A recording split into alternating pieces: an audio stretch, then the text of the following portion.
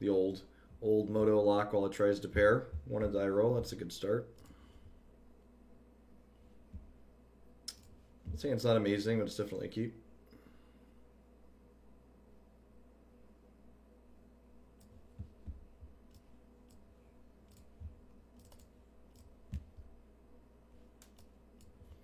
A little bit of interaction, a little bit of selection. In for Stoneforge Mystic.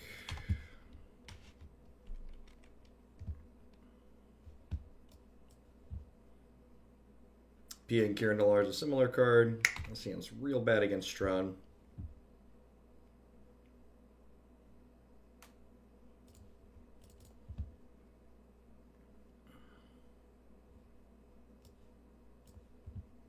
Expect big mana to be a bit of a challenge for us. We have some tools on the board, but not a ton.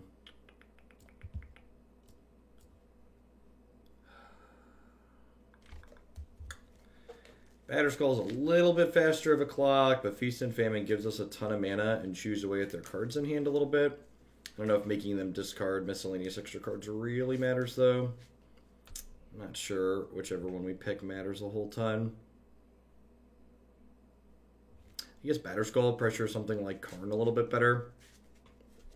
I'll just grab that. I think with this hand in this matchup, like this card, these cards like don't really have text in a matchup like this. They're your fair deck hedge. Oh, they're Eldrazi-tron, and suddenly everything was okay. All right, so Bolt obviously no longer does anything, but Eldrazi-tron is, you know, yay! They chose to put yay.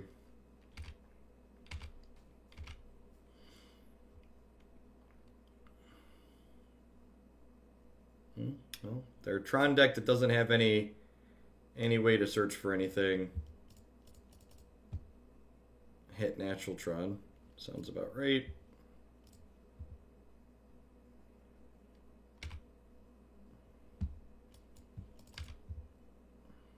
Now, worth noting here, I don't have any way to interact with artifacts game one in my deck, so if they get down something like Ensnaring Bridge and get their hand empty, we are just going to be dead. I've got Collector Oath and Knights post board and some paths that'll be okay. Magus the Moon also decent. Really glad we got Batterskull. Yeah, my head just went immediately to Green Tron when they started playing Tron pieces. So Batterskull is much better against Eldrazi Tron. Want to make sure we get double red because we have Seasoned Pyromancer in our deck.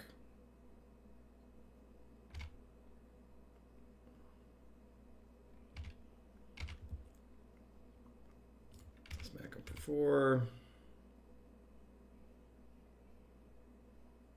The only blue... Oh, Moto's encountered a serious error and needs to close. Sounds about right. The sponsors love the serious errors. Serious errors are the sponsors' favorite things.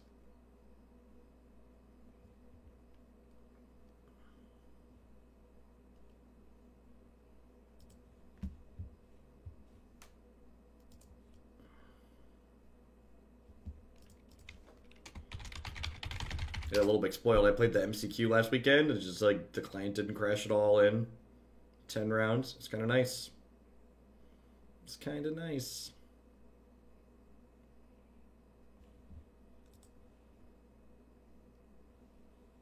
Moto is spinning, and we're back.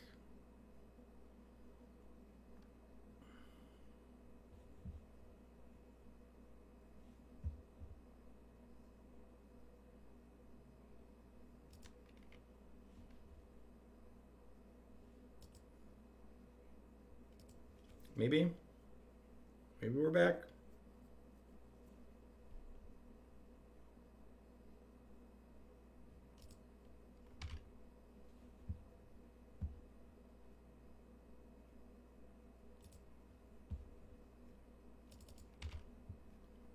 No blocks there is unsurprising. I'm gonna go ahead and play the voice. We could like maybe hold up the activation on this, but the odds they have a way to interact with the artifact game one I think are pretty low.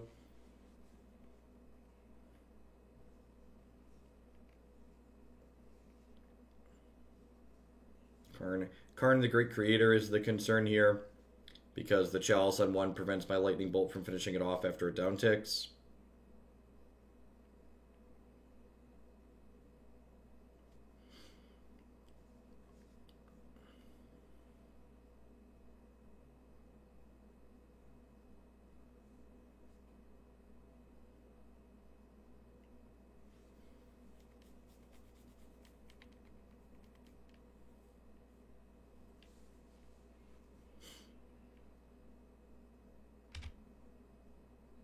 Again, sure. So that does not destroy Batterskull, because Batterskull has does not have a color. It destroys things that lack a color.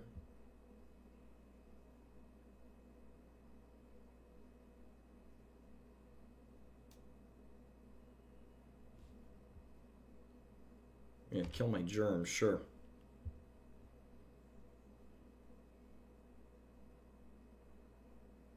Oh, Walking Ballista? Another Chalice? They must have another creature, right? Because if they didn't have another creature, this is going to die.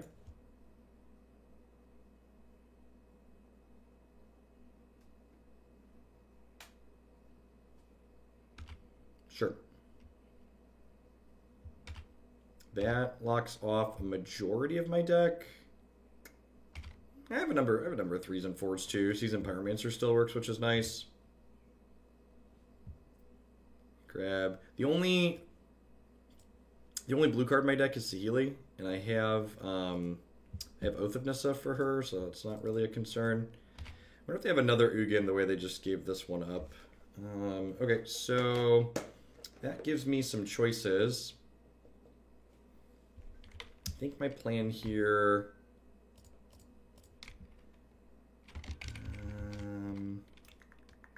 let's play Grove. We're going to cast her with mana of any color.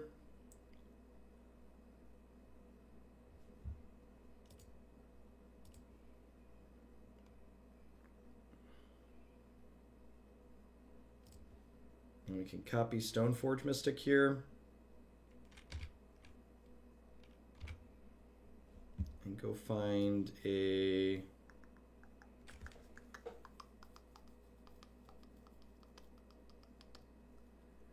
I guess Light and Shadow. Making them discard cards really accomplish much at this point? I feel like it doesn't.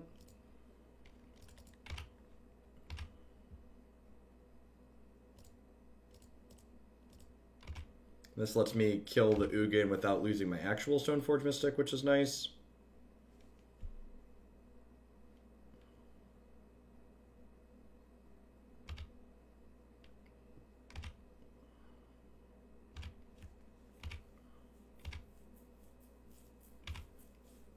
And then the Saheeli without, you know, like a bridge, with them being empty-handed or anything like that, that gives us a bunch of draws off the top to just kill them with Felidar Guardian, right? Yep. Yep.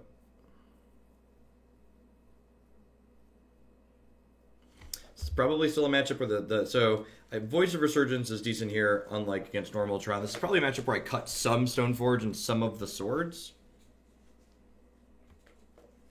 Just because Karn the Great Creator turns off the equipment's activated abilities. Alright, what are we getting with this? We could see like a Spyglass here to turn off Saheeli Ray. Spyglass and Pithing Needle aren't options, right? Because they have Chalice on 1 and 2. And they still have 2 cards in their hand, so there's a chance that...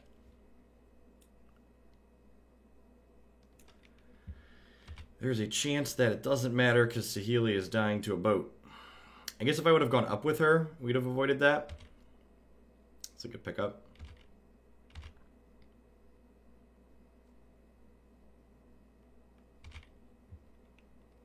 I mean, I guess I just leave this in my hand, because if I draw a Seasoned Pyromancer, I can discard it to...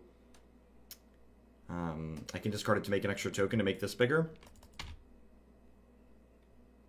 Another Stoneforge that doesn't do anything.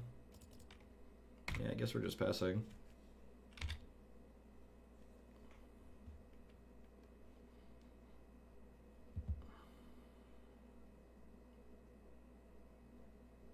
I guess it's possible here. I'm just supposed to go up with this to try and dig for the cat. So, like, that's our out is to, like, punk them with the combo here. And they're going to go get, what's it called at this point? Lattice? Yeah. I guess I'm technically not dead, right? Because I could attack this. I don't know. Game's probably pretty over. I guess if I draw, like, Pyromancer into Saheeli, maybe we get something going. I don't have a draw card button, so I can't see what's on top of my deck there. So... Has Moto locked up? Am I not going to get sideboard here? Alright, so these come in. These swords seem bad. Lightning Bolt's definitely bad. I think Path's fine. Magus of the Moon seems okay, potentially. Collector Oath seems great, because Collector Oath makes it tough for them to... what's the words I'm searching for? Collector Oath makes it hard for them to... makes it hard for them. They can't lattice us because they also get locked out of things too if their board doesn't work, so all their stuff becomes artifacts. Maybe I just cut the whole Stoneforge Mystic package. I don't know. The Battersteel is pretty good in the face of like Thought-Knot Seer. Maybe I have enough other stuff that's just not good enough. I think Lightning Helix is probably worth keeping in because it finishes off Ugin and Karn the Great Creator after they downtick them. Pia and Nikir Nalar makes like reasonable blockers. I kind of want some Eldritch Evolutions, I think, though. And this is, like, the only thing I could kind of cut.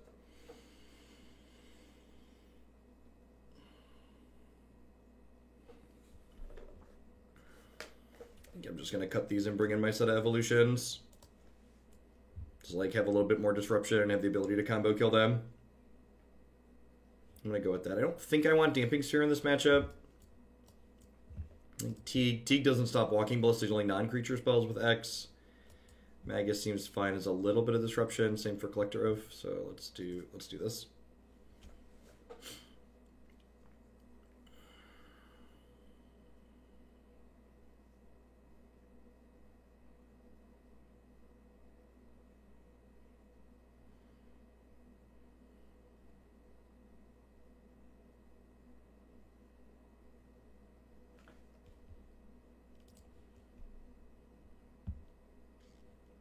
Yeah, this hand seems fine.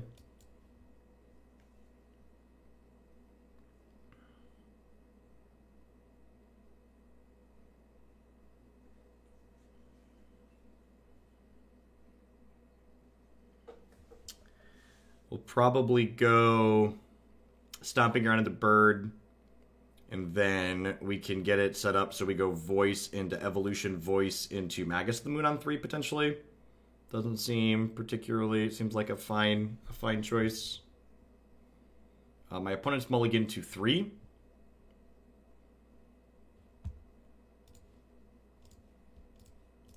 Sometimes you play Magic, other times Magic plays you.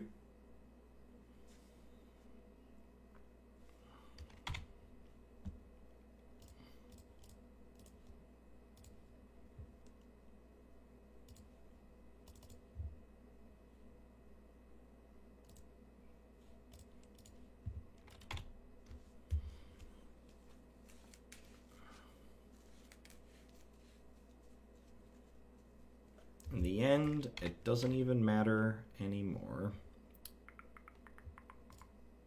So, yeah, I think we're just going to go ahead and turn this into a Magus of the Moon.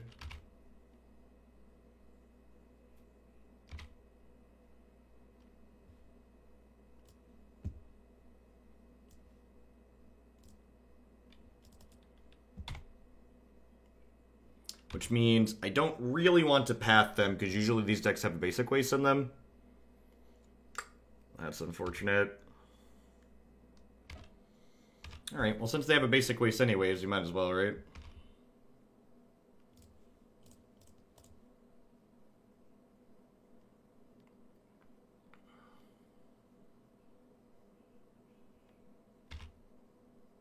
There's also the possibility that I could have just like gotten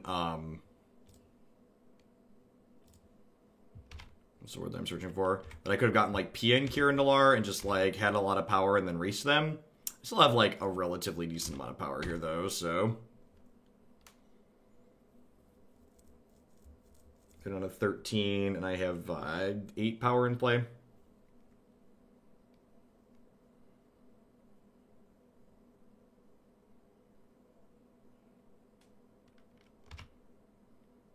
Sure.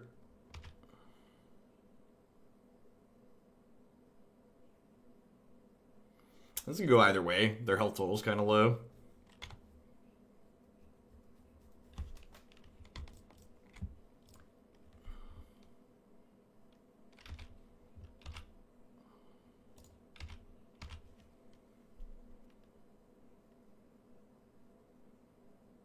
This is my 6/6. Hats off to the Eldrazi Tron deck, by the way. Like, my opponent mulliganed to 3 this game, and they're, like, actually playing Magic. The London Mulligan is such a welcome addition to the game. They were plus, like, 2 to 4 cards. We'd probably be in a lot of trouble right now.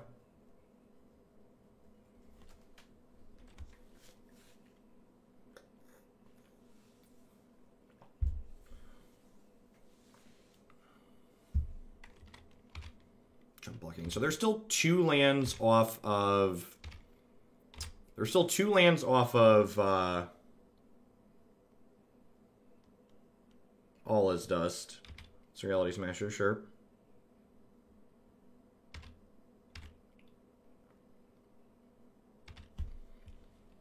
I'm just going to point this Helix upstairs, I think.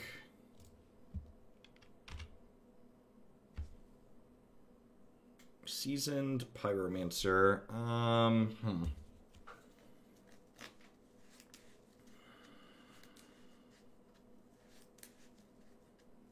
So that gives me +2 bodies. The problem is, like, what happens... Oh, they only have 1 card in hand, so they can't go land All is Dust me next turn. So I guess I don't really have to worry about anything then.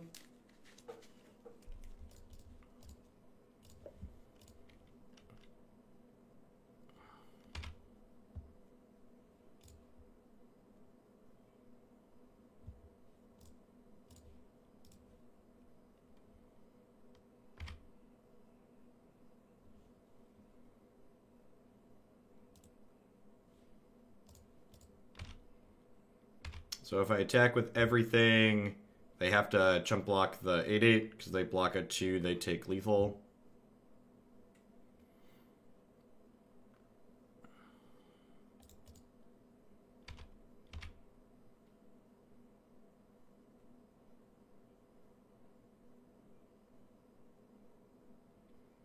So like what's their out here? They only have 6 mana. So, like, their outs generally, like, All is Dust, but that requires more mana than they currently have. Karn the Great Creator, get Bridge is more mana than they have.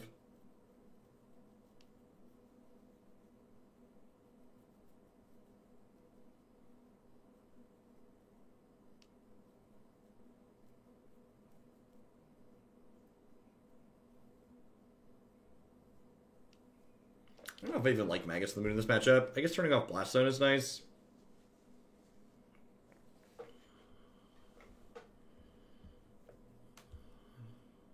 Just, like, didn't do anything there. Like, they mulliganed and it didn't do anything. The fact that I'm, like, probably having to path early probably makes it a little bit less good, too.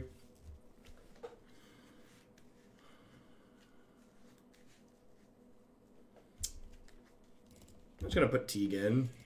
Teague doesn't turn off any of my spells, and he, like, turns off their Ugins and their All is Dust. Turning off All is Dust is not nothing. I feel like there's gonna be... He turns off... Oh, Teague turns off their Karn the Great Creators, too, right? Yeah, Teague should definitely be in my deck. I mentioned he explicitly doesn't turn off Walking Ballista, but...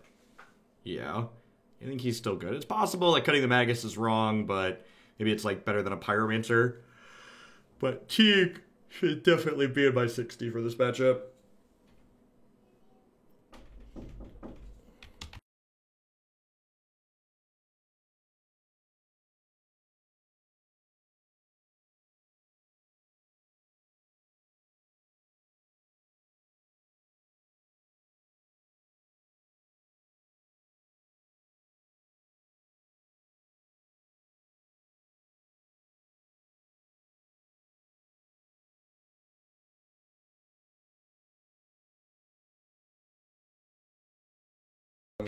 My opponent went to 5. This seems actually like pretty reasonable, right? We're gonna keep this.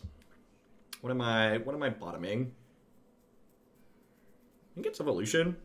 I have a Teague. I have a Teague already.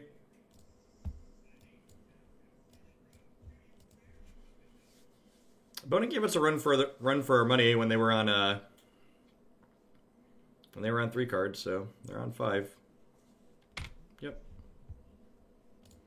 Foothill's actually a decent pickup because it means if we draw Saheeli, we can cast her, because Birds makes one of the colors, and then Foothills can fetch the other. So Chalice, sure. The old combo deck. Play Sir Teaglesworth. Yeah, I guess Teague technically cuts them off at Chalice too if they don't already have it in play. What's up, dude? That's Daddy's Matt. Yep. Daddy, go, bro. Daddy, play hide seek. Daddy, play hide seek. No, Daddy's working right now. He can't play hide and seek. Mommy's upstairs. She'll play hide and seek, I bet. No. So, I think I'm supposed to fetch red because we have Seasoned Pyromancer in our deck, and Seasoned Pyromancer helps us churn through stuff that Chalice is locking out.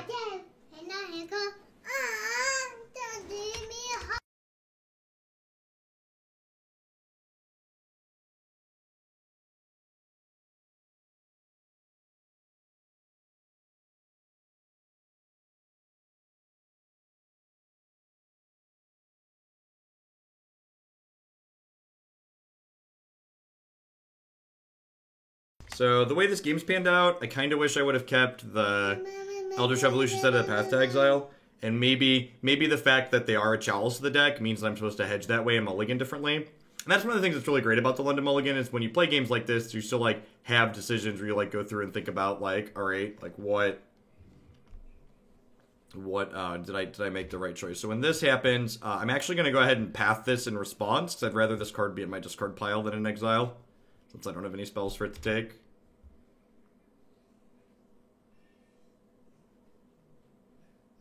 So we get 2 shots at a Saheeli here. We get a draw step plus Canopy. Can't play that one, unfortunately. Can't play that one, unfortunately. Yay, magic.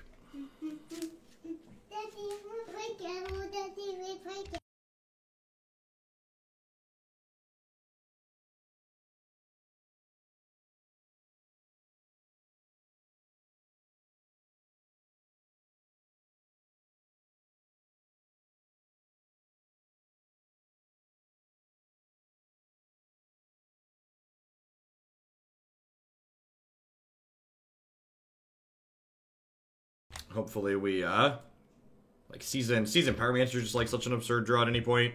Obviously Saheeli's great because it's lethal, because it combo kills them. But...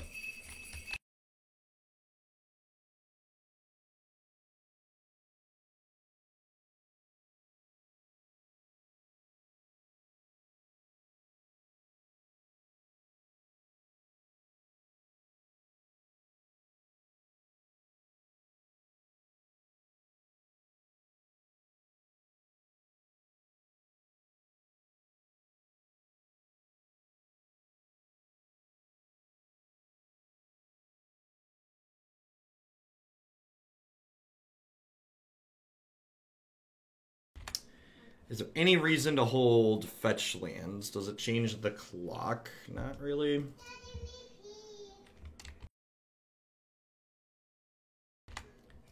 I'm gonna go ahead and fetch the breeding pool just because they could kill my bird, and if they kill my bird, then I don't have blue.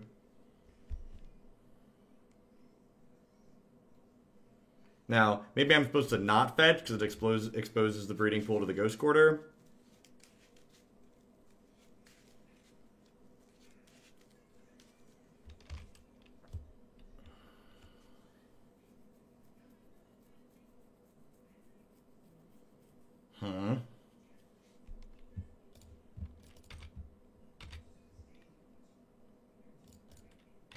So Helix changed the math on the race here.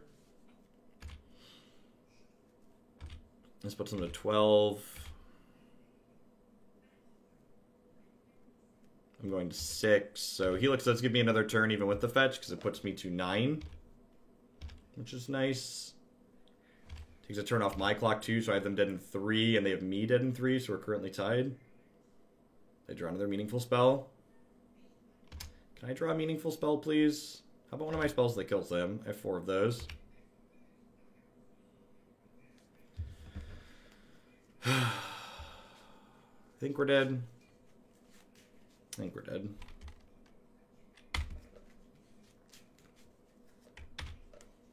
The good news, I didn't have to leave my house to play this miserable game where I never got to make any decisions that really mattered. The only real decision I made this game was, did I want to draw... did I want to draw a... how I mulliganed, and I don't think that really mattered. I think I'm just doing this.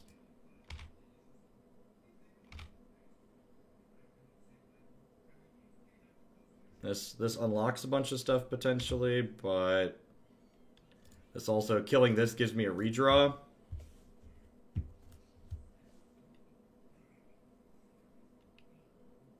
Well, I guess the Endbringer being active means I can't combo them, right?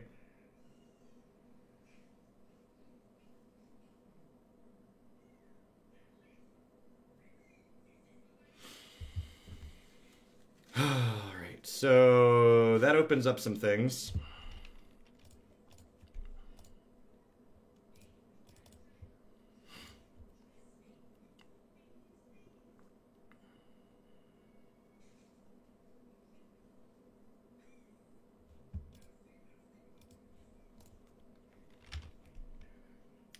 Needed these to happen a little bit sooner. I'm not sure if they're going to be enough at this point.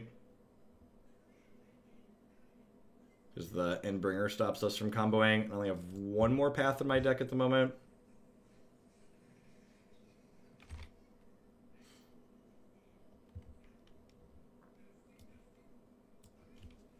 They're going to have to start drawing a bunch of cards here.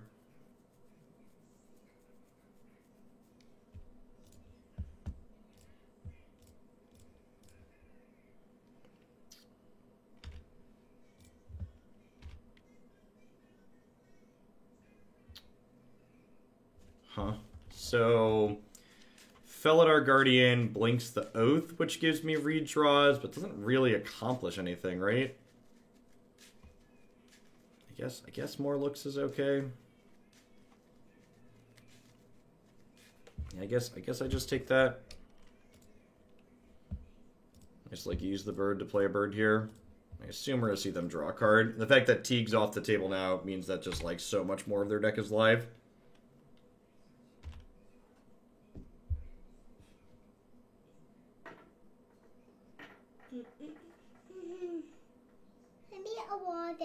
They just have triple removal.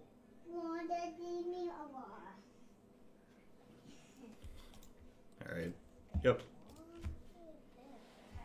So I could have played the voice to play around. I could have like taken the Grove and played the voice to play around triple removal spell there, but I just feel like it doesn't really matter. Like all the if they don't have triple removal, we're gonna end up in a spot where like they're just drawing so many cards and the Endbringer locks us off of Oath doing anything meaningful. We just like drew too many 1-drops and cards that didn't do anything. We like needed to see the, not even voice, like we really need to see like Seasoned Pyromancer or Saheeli, right? Like we had like 5 or 6 turns there where like Knight of Autumn unlocked our Oaths and Saheeli killed them and Seasoned Pyromancer turned us through.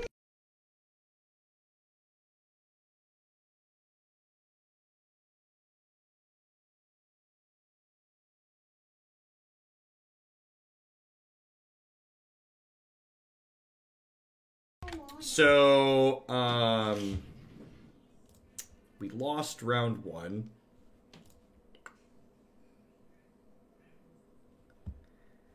I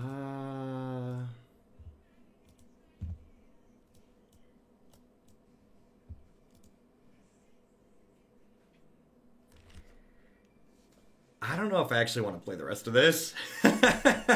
We lost round 1. The prizes for this thing are 9 through 16 is $20 in play points. I guess it's like $60. So like, is the rest of my day worth $60? I don't know. Probably not. Almost certainly not. I guess I was gonna have to win 8 in a row at some point. Had a lot of like shitty tiebreakers in a row, and not really sure I feel like dealing with another set of like finish 7-2 and finish 10th. I don't know. I guess we'll play at least one more. We'll see how it goes. Magic's a high variance game though. List off of our oaths and then didn't draw any other meaningful spells. That's how Magic goes sometimes.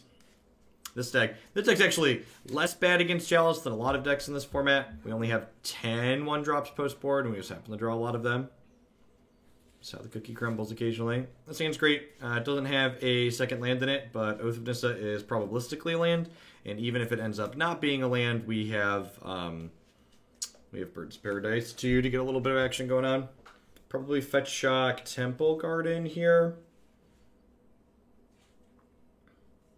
So I have white for these.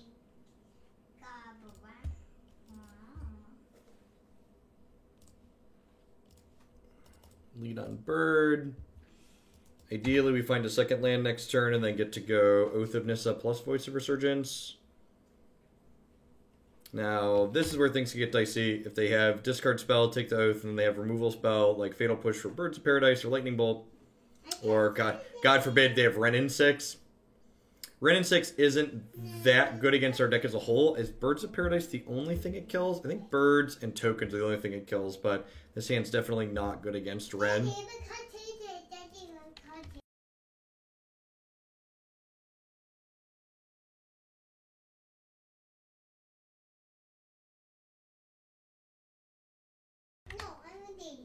You can stay right there, yep. It's a tough choice. They gotta pick, like, do they want to, like, take the Oath and, like, try and get me? Or do they want to, like, take my cards that are, like, actually meaningful? Yeah, and I think that's the right decision most of the time. I think, like, hoping to, like, get your opponent tends to bite you more often than not. Although here, this is not exactly a good scene for us. I'm going to be a little bit greedy since I drew this other bird here and take this Voice of Resurgence. Blooming Marsh, Thoughtseize implies they're playing, like, a Jund or Green Black Rock, so Voice of Resurgence is one of our better cards in that style of matchup. Hopefully we don't get Wrenn here. No Wrenn is A++. Seasoned Pyromancer, you say? Huh? Yeah, I think I'm in for that. I just want to try and hit my lands this turn, right? I'm gonna ditch Lightning Bolt plus Voice of Resurgence here.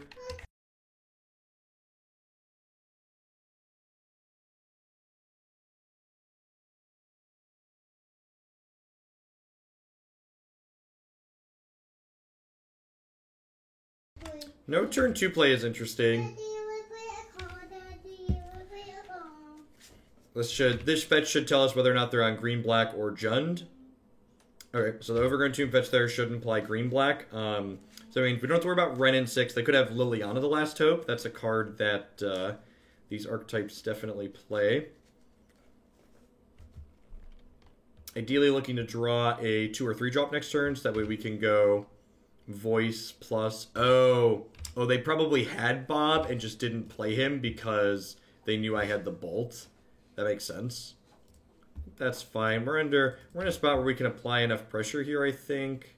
Perfect. So let's go Voice to get started here.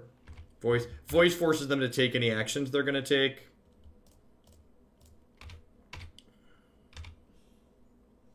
Because if they cast spells on my turn, this hit here is good. Generally speaking, these green-black decks do not have sweepers in their main deck, so I'm not really going to play around that.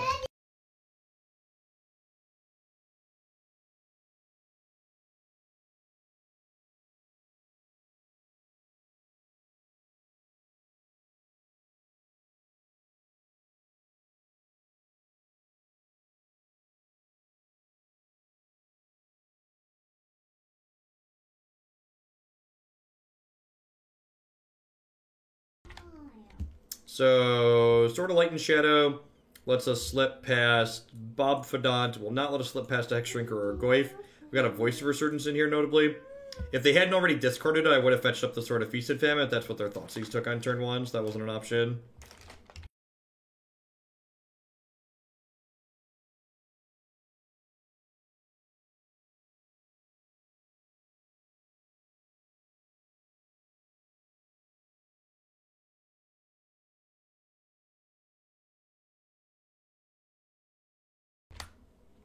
Yep, you have a Hexdrinker. If we draw a land, I think I'm probably... Oh, that's interesting. So we're each discarding. Huh. So... Yeah, I guess the answer is we discard the Felidar Guardian because the Sword of Light and Shadow is going to pick the Felidar Guardian back up. Daddy, Bella Maple. That's the microphone, yep. That's what lets the people online hear Daddy while he works.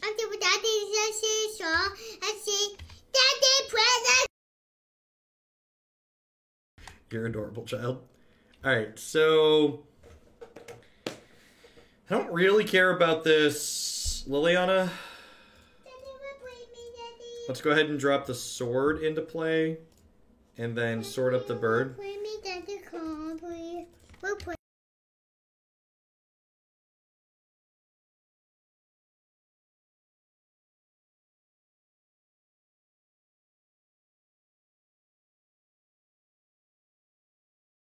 I just want to send the whole SWAT at them.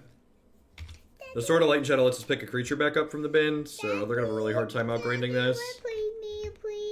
We will play after Daddy's done with his match, okay? If you want to play right now, Declan and Mommy are both upstairs, okay? No.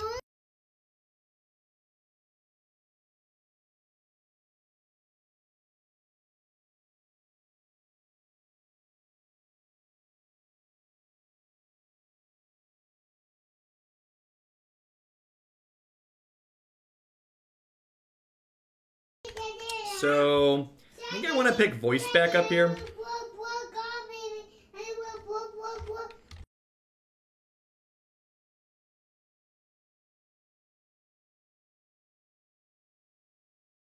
This is a post-board game. I'd worry something like Languish or Damnation, but game 1, I'm not super worried about it.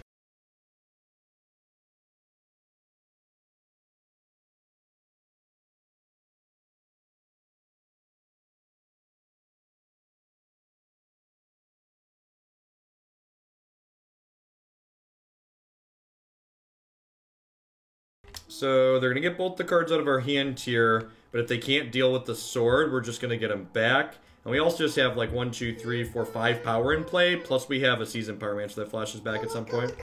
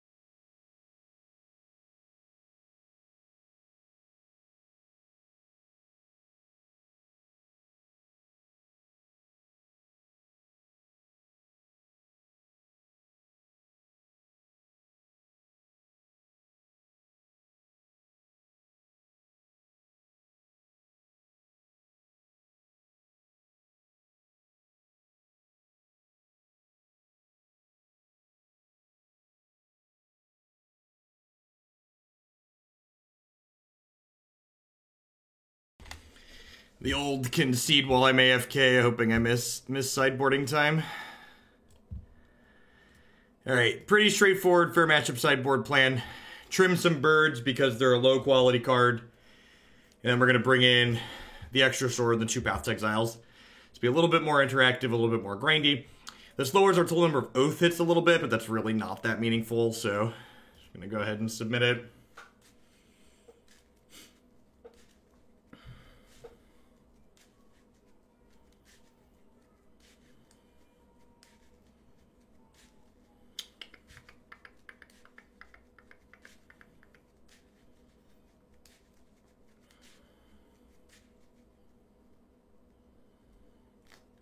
This is fine. You don't really want to mulligan too much against the deck full of discard spells. So, has all of our colors. Doesn't have a 2-drop. Maybe Oath can find us a 2-drop. Hex Drinker, sure. I think I'm just going to fetch a basic forest here on 1. Preserve my health total a little bit. Hopefully find a Voice or a Stoneforge Mystic to play out on 2 here. Swing and a miss, huh? I already have 3 other lands. I guess I'm just going to take the Horizon Canopy to cash in later. Seems like the line.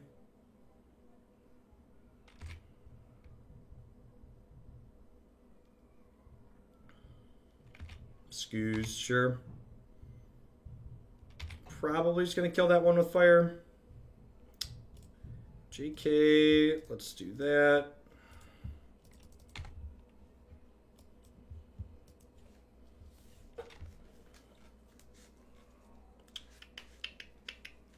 He's dead, Jim. You've killed him. I guess Scoos lets them make the Sword of Feast and Famine a little bit worse here. I guess this still prevents this from attacking those, so that's great. No blocks. I wonder if we'll see them eat the Voice here or not. Get that extra point in. Looks like it. Yep. So we go to 12.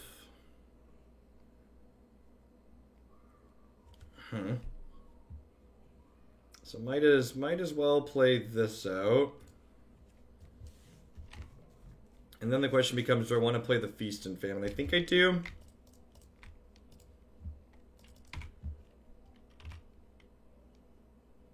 And like next turn I can, assuming they don't have anything, which, you know, is unlikely, because they obviously have 4 spells in their hand, right? Because they missed a land drop. But if they don't interact with either of these, we can equip this, bolt something, and then and play Pia and Kieran next turn. We're threading our health total a little bit here, but outside of potentially Collective Brutality, my opponent's archetype's not going to have traditional reach in it, so I'm not super worried about that. Can use it pretty heavily as a resource here.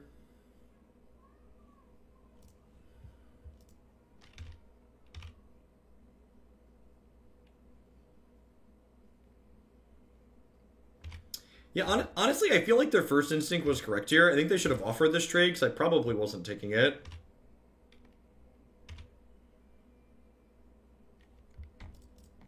Now, we might see them, like, kill my sword or my thing here, which sets us back a little bit in terms of tempo, but I still get to bolt the Scavenging Ooze, so I think that's fine. They're abrupt decaying the sword, yep.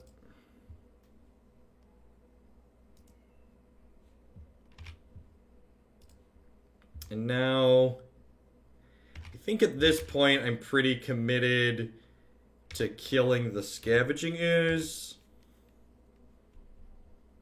because my health total is getting a little bit dangerous at this point.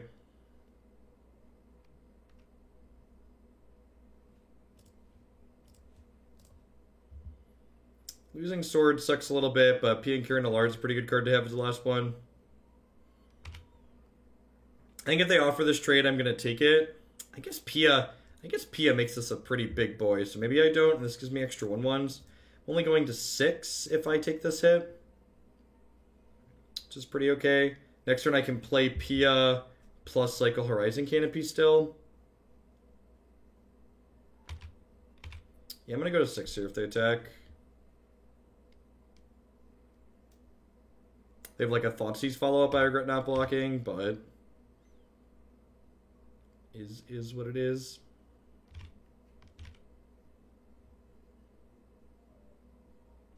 Level up, sure. I think it's protection from instants and then protection from everything. Maybe I am supposed to take that trade. Going to 6 means they can just pump mana into this and then eventually kill me. It has to get to 8, I guess. I guess 8's pretty far away. Famous last words, 8's pretty far away. Alright, so let's just like get our race on here. Just like do this, make some tokens. Do this, make our elemental token bigger, smash for 5.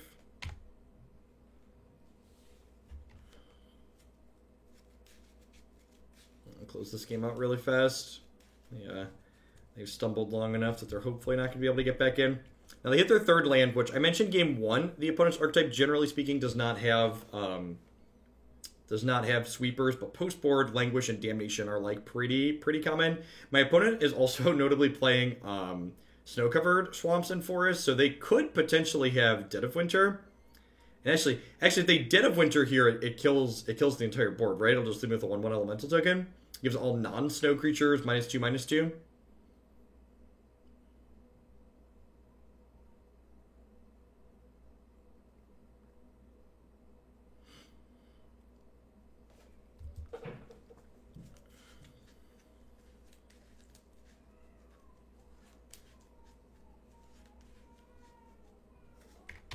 Okay, that is bigger than my elemental.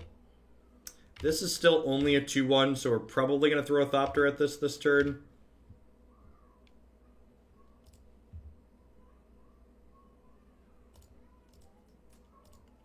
Start by cycling this. Feldar Guardian. Huh?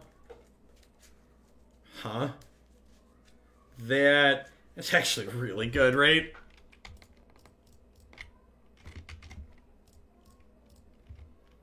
This plays into a sweeper pretty hard, but like if they don't have a sweeper, they're like just dead, right?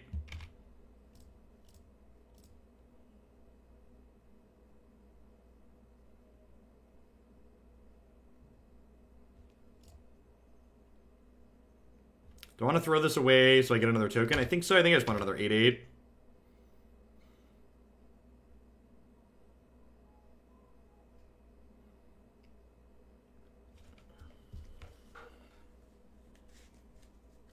Pia and Kieran Nalaar are kind of like the fifth Master Pyromancer.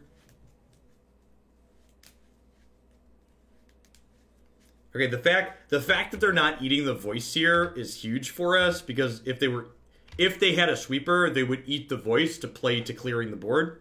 So the fact that they didn't eat the voice there likely implies that they don't have a sweeper.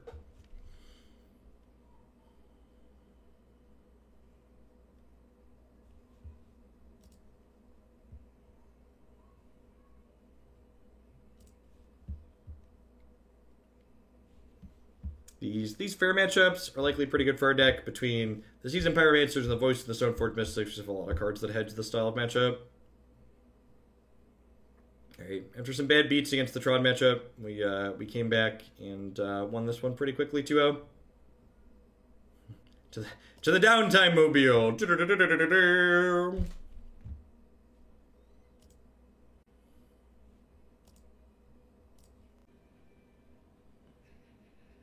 Maybe on to the next. Moto. It takes Moto a second to pair. We're 3-0 in die rolls so far today, so that's nice. This seems great.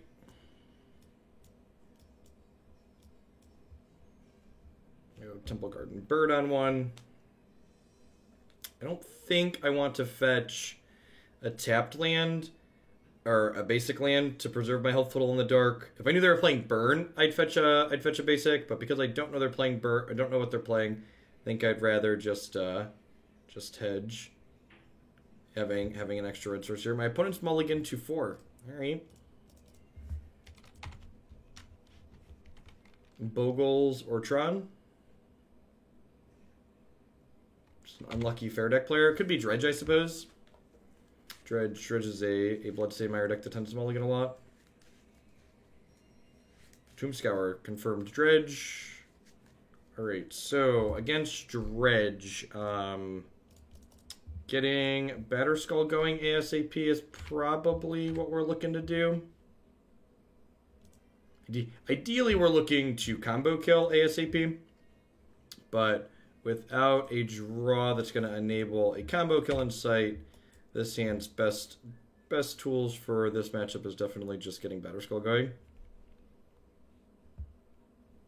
So he gets a Dredge, a Stinkweed Imp here. They cast Tombscour, flipping over 5 cards. I wonder if they don't have a second land. If they don't have a second land, they need to think about what they want to do. They could have just been AFK too. There's a Creeping Chill. There's a Bloodghast in their bin. See if they have a Cathartic Reunion here or a Neonate. So Tombscour, sure.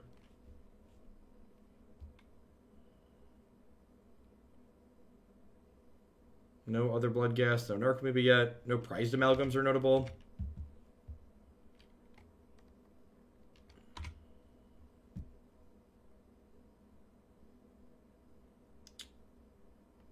That's the Saheeli Ray. Okay, so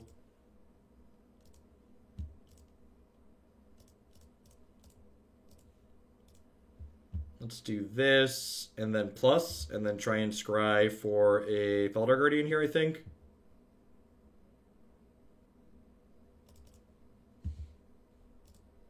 Basically anything that's not a cat combo, we're just going to bottom here. And then next turn, so we're going to end step, drop the Batterskull into play here, and then next turn we can Saheeli, copy the Stoneforge Mystic, get a Sword of Feast and Famine, and start pounding them down with that on the Batterskull. I'm bringing back a bunch of stuff, sure. Our dredges have been pretty middling so far. So we have a game plan if we don't draw a copy of... we have a game plan if we don't draw a copy of Felidar Guardian. Obviously, if we draw Felidar Guardian, they're just dead.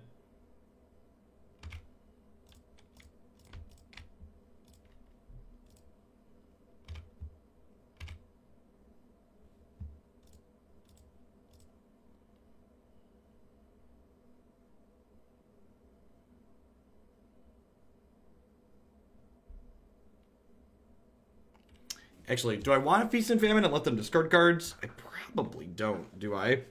I guess doing that lets me double Voice of Resurgence here. They have what's it called anyways, right? They have Life from Loam they can cast every turn. They have a main deck way to kill the Stoneforge Mystic? No, just fetching. Sure. So I'm gonna grab Feast and Famine because it lets me deploy a bunch to the board this turn.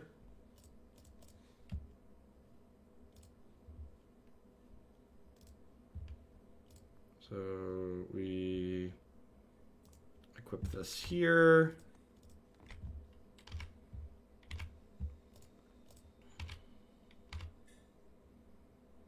So this puts them to 11. It puts me to 18. They discard. My land's on tap. They already had a Stinkweed Imp in their bin anyways. It's like not really a big deal. Get to deploy some 2/2s. Pass back here. They're really hoping to find some Narcomoebas on this dredge. So where they have some blockers. Creeping Chill keeps their health total up too.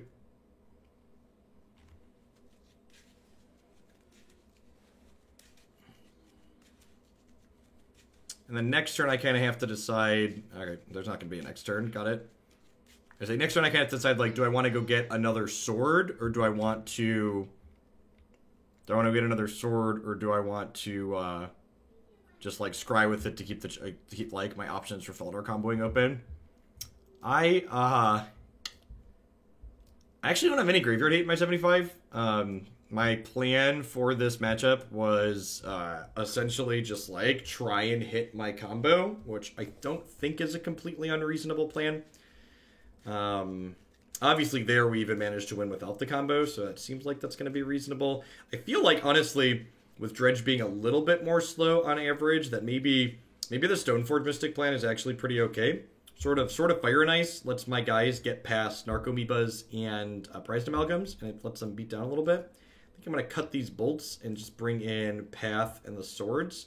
Maybe I want the Teague because Teague prevents my opponent from conflagrating myself and my board, which is like pretty good, right? Like that's one of their better pieces of interaction. So maybe I even want some copies of Eldritch Evolution to help enable that consistently. Piet and Kieran Nalaar are a little bit slow. Maybe I don't want Sword of Feast and Famine. It was okay there, but like Fire and Ice probably would have been better. Maybe trim a Seasoned Pyromancer here and bring in a couple copies of these. Just like have more access to Teague. Eldritch Evolution also gives us more access to our Felidar Guardian. In fact, maybe I'm just supposed to be all in on that plan. It doesn't seem unreasonable. Lightning Helix is just okay. Like it helps us race and helps us stay alive. Yeah, I'm gonna bring in all the evolutions, not because like this is super good to tutor up, but because having like access to virtual 3 more Felidar Guardians just to race here seems good.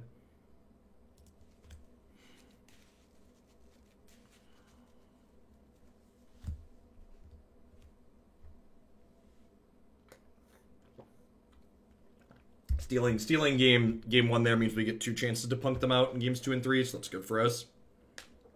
It's like looking to twin them, basically. It's like Saheeli Ray plus Cat, kill you.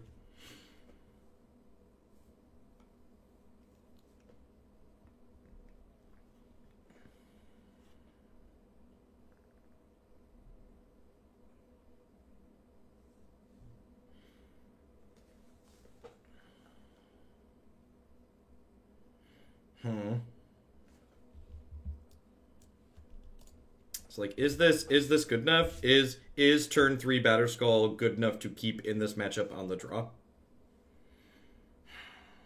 I feel like it's probably not. They kept 7.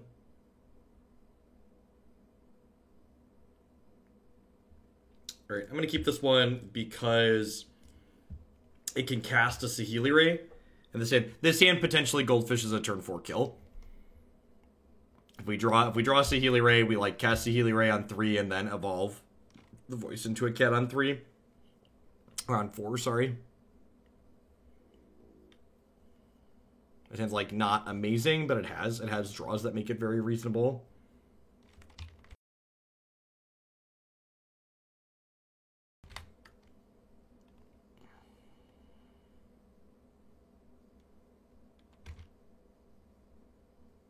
They hit a Loam there. They notably been to Conflagrate as well. Man, you keep this hand every time when you know Birds of Paradise is the top card.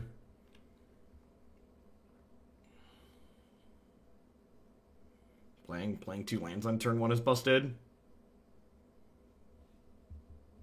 Alright. We got a few lands in there alongside their Conflagrate. So just casting Loam. Pretty slow and steady so far here. Yep.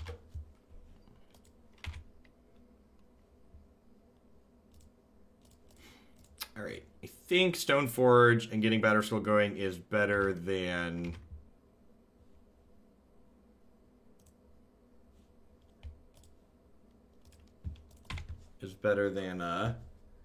Voice here. Now, I feel like the fact that I did that means there's a chance that they just Conflagrate our guys this turn, but I think I'm pretty okay with that also. You see, like, Conflagrate. Might even send some upstairs, depending on how conservative they want to be. But, like, they haven't really dredged into anything. In fact, their graveyard is currently out of dredger, so, like, I guess they're going to get to discard to Conflagrate, so that's why I say they can't dredge next turn, but that's not true.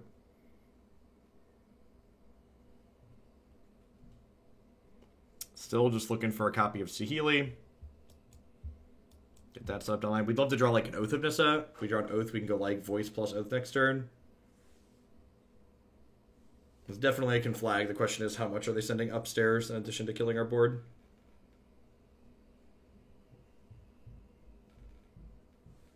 Quite a bit. So you're sending 3 upstairs. Discarded a Bloodghast. Smart.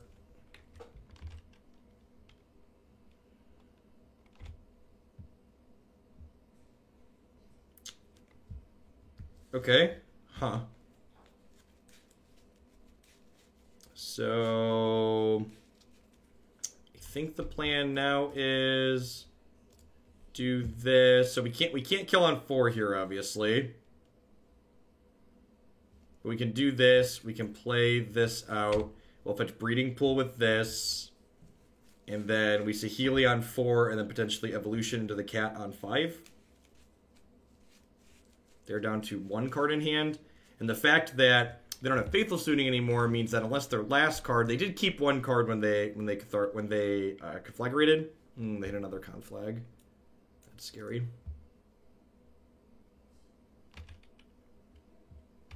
We're going to go to 13, going to go to 12.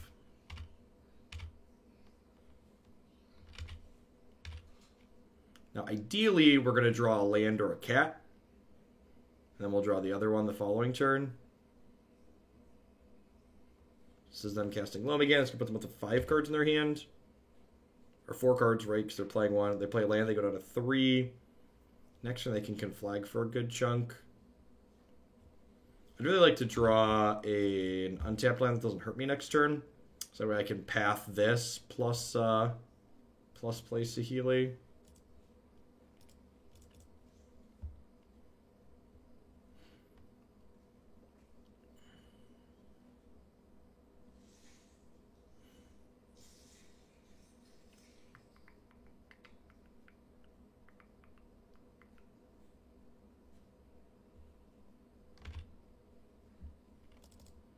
Well, alright.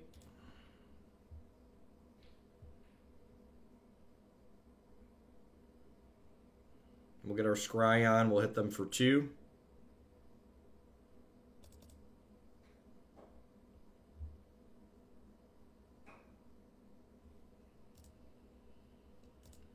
I'm going to top that. It hurts us, but it lets me play this other Saheeli plus Path next turn, which is nice, I think.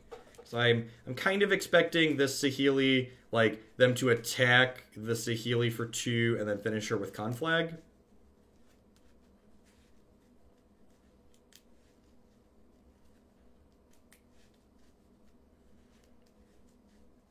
They dredged Loam. They hit a prized amalgam, but they didn't hit any blood gas. They're up to 6 cards in hand, so we're not dead yet this turn. Getting close though.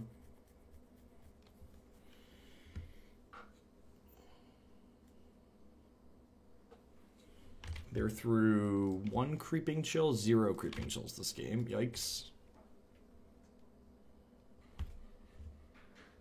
Yep.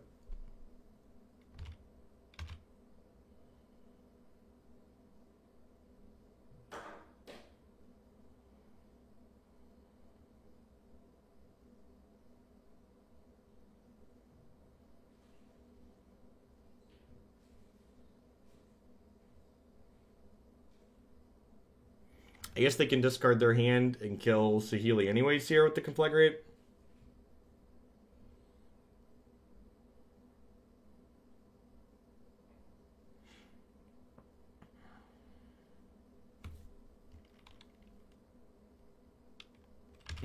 This is clever. So they're killing Saheeli and they still have a land left over, so they killed their blood gas because they get to bring it back, and they also have a prized amalgam. So by killing their blood gas, they're getting their 3/3 back as well. It's a really clean line.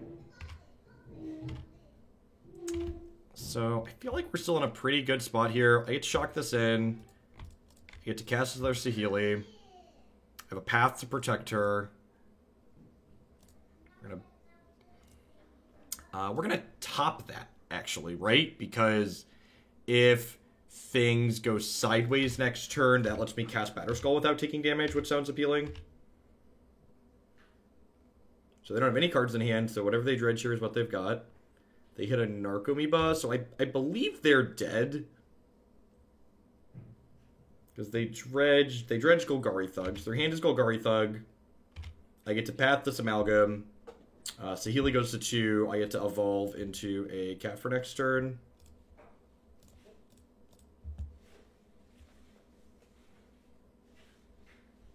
And we combo them.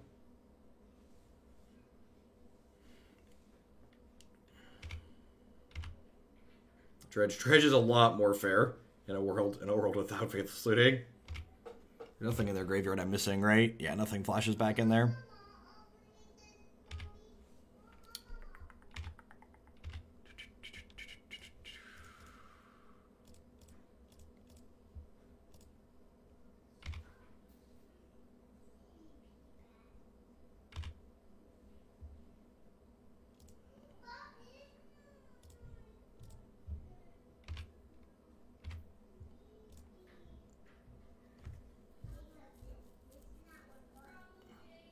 So Felidar Guardian blinks Saheeli. Saheeli copies Felidar Guardian. New Felidar Guardian comes in, blinks Saheeli. These two together make infinite 1/4s with haste, which get to attack. My opponent's not going to make us click through it. God bless you, opponent. Good luck in the rest of your tournament. And yeah, I'm not going to be entertaining between rounds, so I appreciate everyone for watching. We're going to keep playing as long as there's people here watching, so catch you next round. Thanks for hanging out. I'll be in chat between rounds, popping in and out as well, so everybody have a good one. And see you in a bit.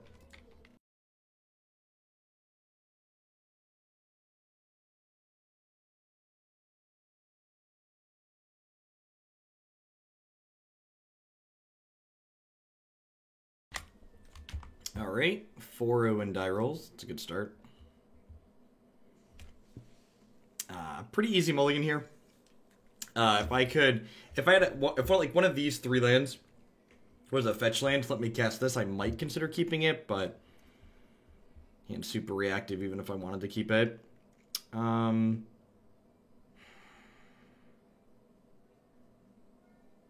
This is fine. I'm gonna bottom the sword. Opponent also went to 6. I think our sequencing here is tapped Stomping Grounds into Razorverge Stoneforge Mystic. No, that's not true. It's gonna be Breeding Pool into Razorverge Stoneforge, so that way we can go Stoneforge on 2 and Saheeli on 3 without shocking.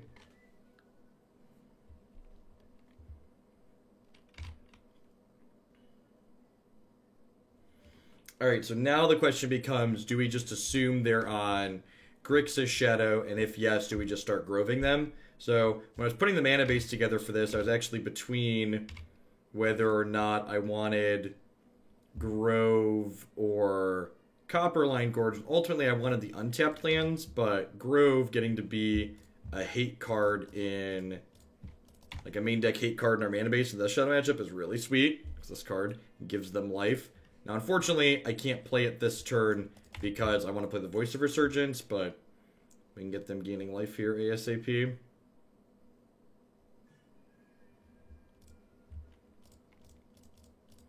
Even if they have a soft stub here, I get a token, so I think I'm okay with that. Well, it's a little awkward that Saheeli's plus does damage to them, I guess. That can stay right there. I'm not going to attack them, because I'm pretty confident They could be Grixis control. If they're Grixis control, I'm going to regret not attacking them. But I think on average, this is, yeah, they're definitely Death Shadow. So I don't want to help them get their shadows going.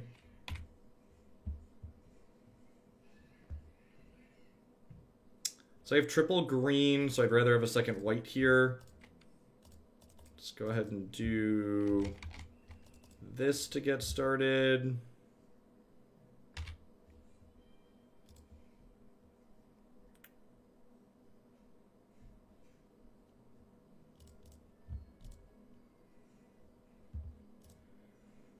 Another Helix here. There could be merit to keeping the Helixes because they allow me to double kill a Gurmag Angler, but if they had a Gurmag Angler, they could have played one last turn. So there's that.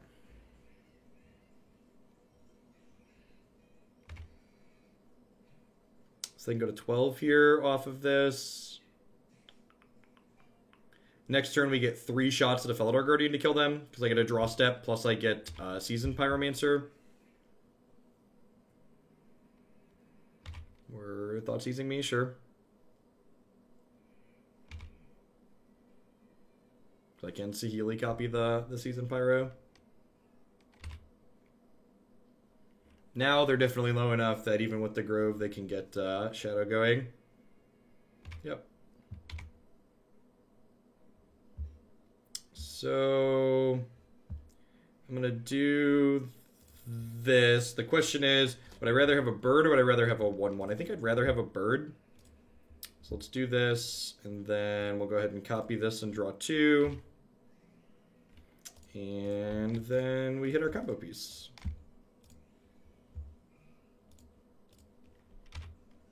Blink.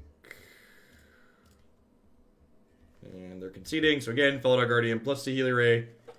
Good clean infinite combo there. Showing some of the synergy there the Seasoned Pyromancer has, both for grinding and churning us through cards, and just like has synergistically with the Saheeli Ray as well.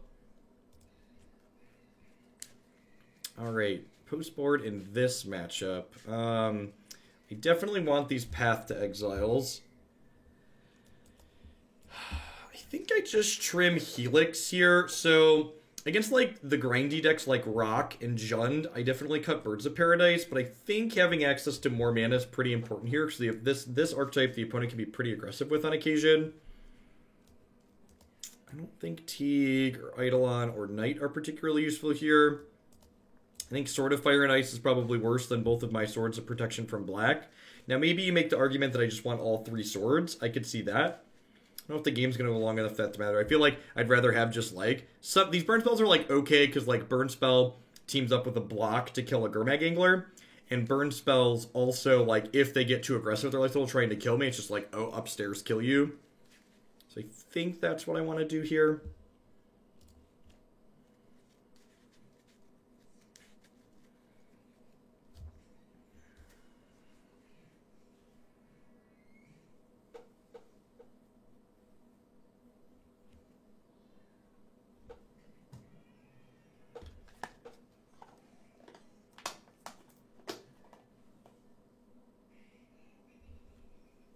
This hand's fine.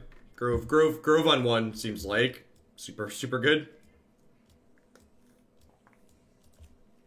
And again, something to remember is that, like, in these style of matchups, you don't, generally speaking, make your hand better by mulliganing a lot. They're just gonna discard spell you. Like, this is like a hate card that they can't discard spell. Have a hit point. I already have a cat, so we'll take a voice that fills out my curve for next turn, which is nice.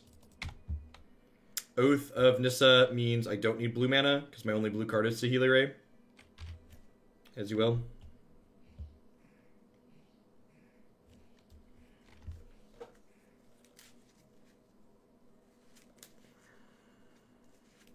Not super surprised to see voice go away there. Oh, they don't have another land. That's good for me. Oh. Rats. Rats! So, even though I don't have anything to cast here, we're definitely going to give them a health point with Grove of the Burn Willows at end of turn. Just want to make sure we do that every single turn, because we're probably not racing. And they're going to need to be swimming upstream to try and keep up with it. They're down to 9.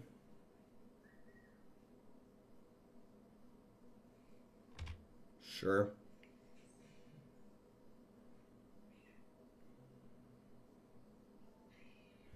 Probably bolting this.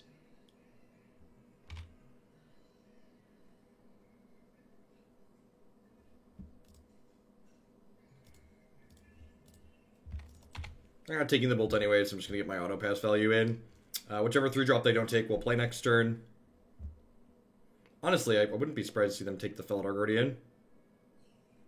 Huh, okay. And again, just making sure to use my Grove every turn to keep giving them life, even though I don't need to.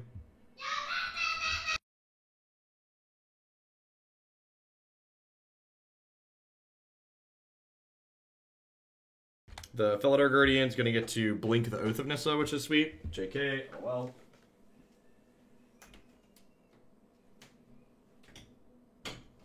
So hoping for top decks at this point. I think I'm actually going to play Canopy and pass here. I don't want to, like a lot of my good draws are like 3 and 4 mana at this point. So while I am going to cycle this turn, I don't want a card stuck in my hand, basically. For them to, like, snap Thoughtseize or Inquisition or whatever. Like, I could draw, like, a Stoneforge or I could draw a Stoneforge, a Bird, or a Voice of Resurgence there, but I think the downside of hitting a big, higher costing spell and then getting it discarded is too much.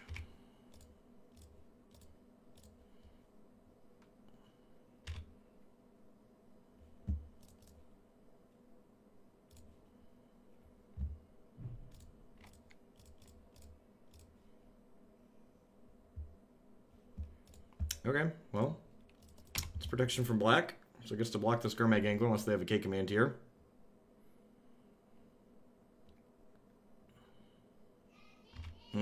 They milled over a K command earlier. Yikes. Yep.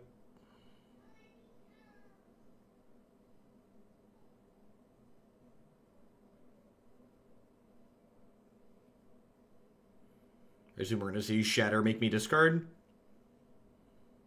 Oh, Shatter, pick back up Snapcaster Mage. That makes a lot of sense. So if we draw a Light and Shadow here, that would be great. Stoneforge Mystic also good. Batterskull fine. So their hand is Snap plus 1 card we don't know at the moment. Another land's probably not going to do it, believe it or not. They have Snap, Stubborn Denial up at this point. Even Seasoned Pyromancer would have been a great draw there. Oath of Nissa would have been fine. We have to hit something live next turn. It needs to be a non-creature spell because they have Snap Stub available.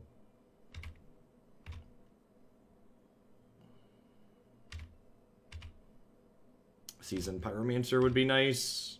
Or Felidar Guardian.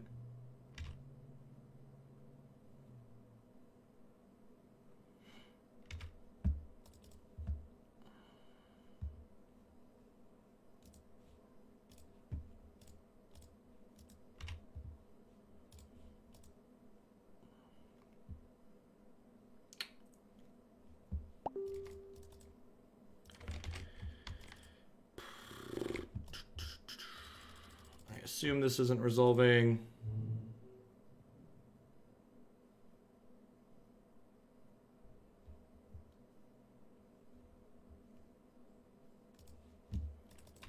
I just had Stubborn Denial naturally.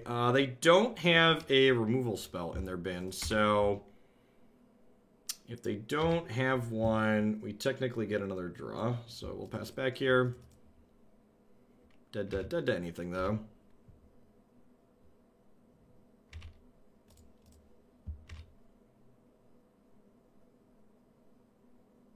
He's so angry. He's so angry, chat. He's so angry. Despite all his rage, he is still just a fish in a cage. All right, on to game the third.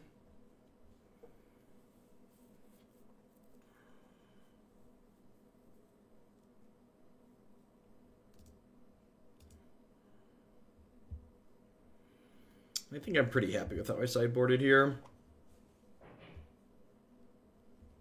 Yeah, I'm gonna go and run it back. Just need to hit a little bit higher action density this game.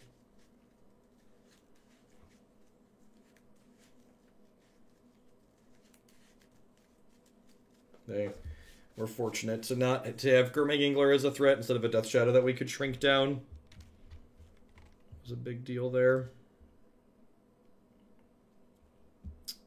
Yeah, it seems good. It needs a land, but it's got an Oath in it, so hopefully if the Oath finds us a white source, this hand's got a really nice curve to it. And again, the Oath means we're going to have colors to cast our Saheeli Ray guaranteed, which is nice.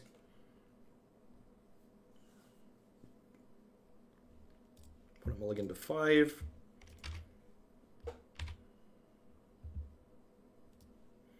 I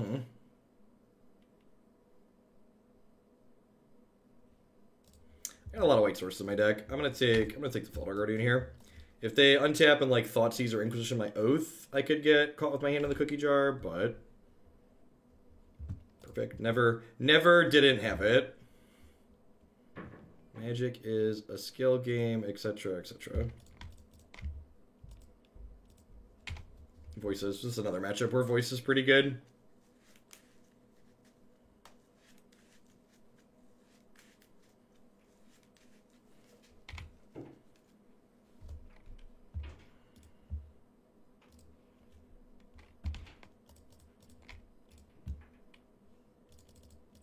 And again, they can soft stub this, but doing so gives me a voice token, so I'm pretty okay with that.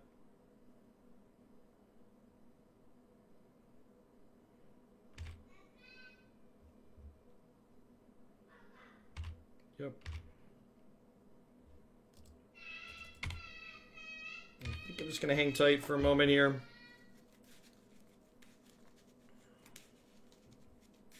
Again, any amount of damage I deal to them helps accelerate them to their Death Shadow first. So if we're killing them, a fair way, usually we want to do it over like 1 turn or 2 turns. Sure. So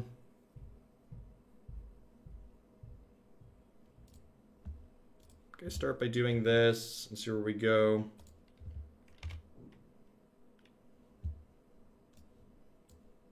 We'll take the land. I think I just do this, and now they missed a land drop, so I'm going to go ahead and just crack them for 4 here, since I have a pro-black sword here on the board. And a bolt in my hand. So, like, even if they deploy Death Shadows at this point, they need to, like, deploy Death Shadow and kill my sword.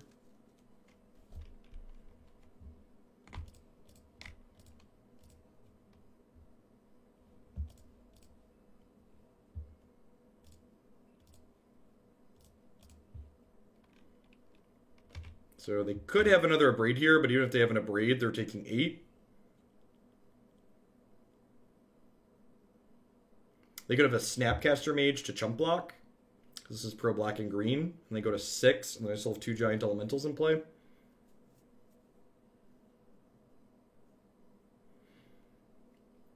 Even if they stabilize this board at some point, the Felidar Guardian gets to blink the Oath in this, which turns a Steeper into our deck. So yeah.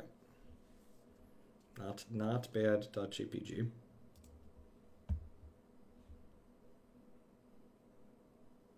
People can know where we're at. We can know whether or not it's a replay or live at a glance.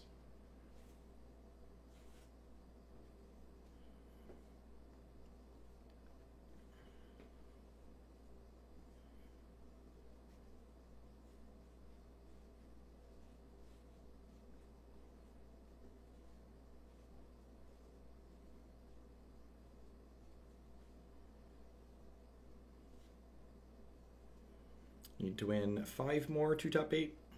Slow and steady.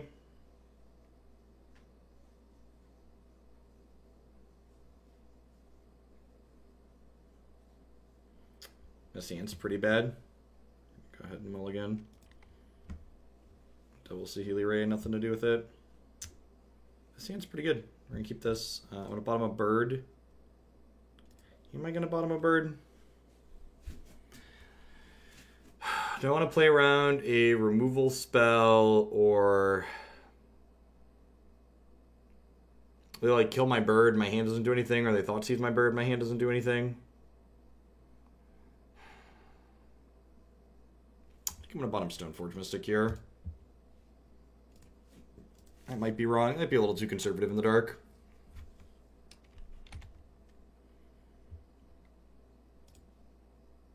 Inspiring Vantage, Giver of Runes. Interesting.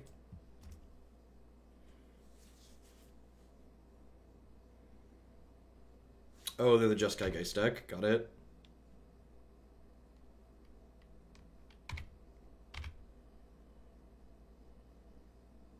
So I'm going to go ahead and play another bird here. And then Helix Giver, I think.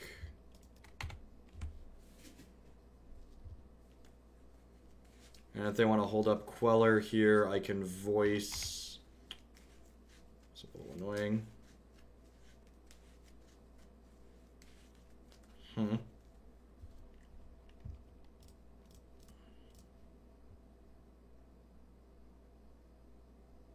think I just play out voice here and pass.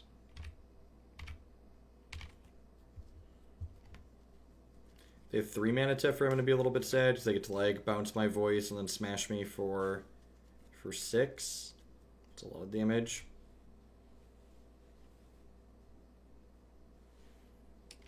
Yep.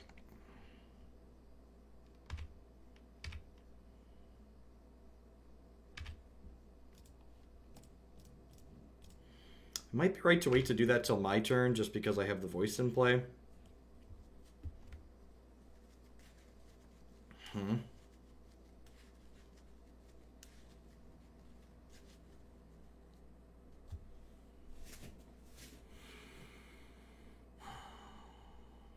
kind of want to play the Stoneforge Mystic, but I also like really want to be resource efficient this turn. It's also kind of appealing to get like Seasoned Pyromancer going, like churn through some more cards, but I really don't want to discard good cards to Seasoned Pyromancer. I'm just gonna do this and go get a Batterskull. And then next turn, if we draw a land, we can activate Stoneforge plus play Seasoned Pyromancer. Assuming it lives. I could have some kind of burn spell. If they had a burn spell, they wouldn't want to kill the voice anyways, because the guy still can't attack in, even if they kill the voice, because the token's a 3/3.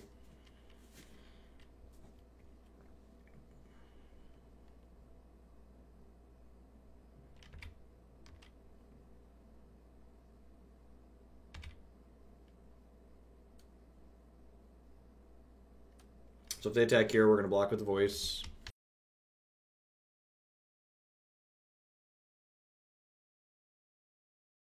Nope, wonder what their hand looks like. Hoping to draw an untapped land here. I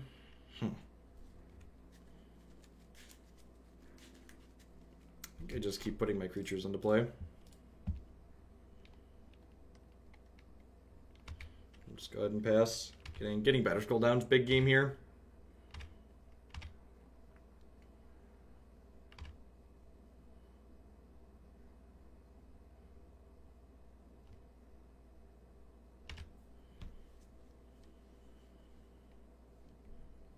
Keeping our health total high is huge.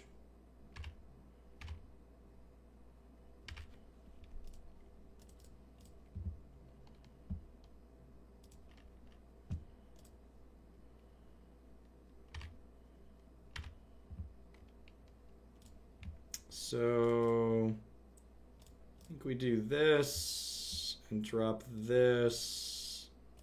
And then we just put like Seasoned Pyromancer as a draw 2.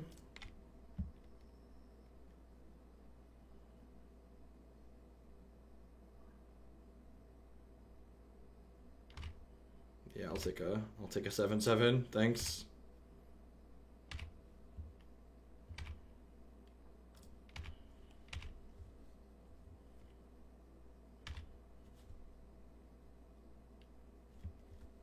So this is just like tapped land, take 4.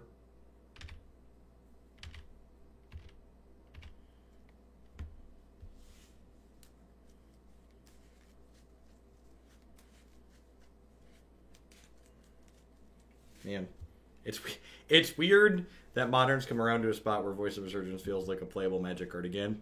For a long time, that was not the case. It definitely feels like a playable Magic card again. All right, so I want my paths here. I want my Swords of Fire and Ice, and I think I just cut my birds again. I want all my removal spells here. I want all my grind with Oath of Nissa. I wonder if it's crazy to cut Ace of Healy Ray. I'm gonna trim Ace of Healy Ray and 2 birds.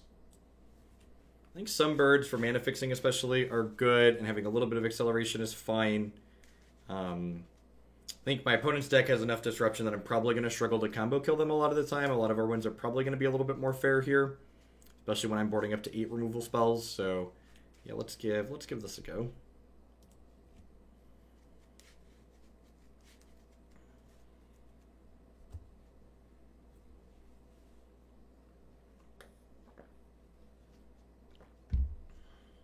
This makes my curve look very visually appealing too. 11, 11, 10, 5, 1. So same as our main deck curve. 11, 11, 10, 5, 1. The Batterskull's like a 5-drop though, right? It's like Stoneforge Mystic is putting it into play a lot of the time.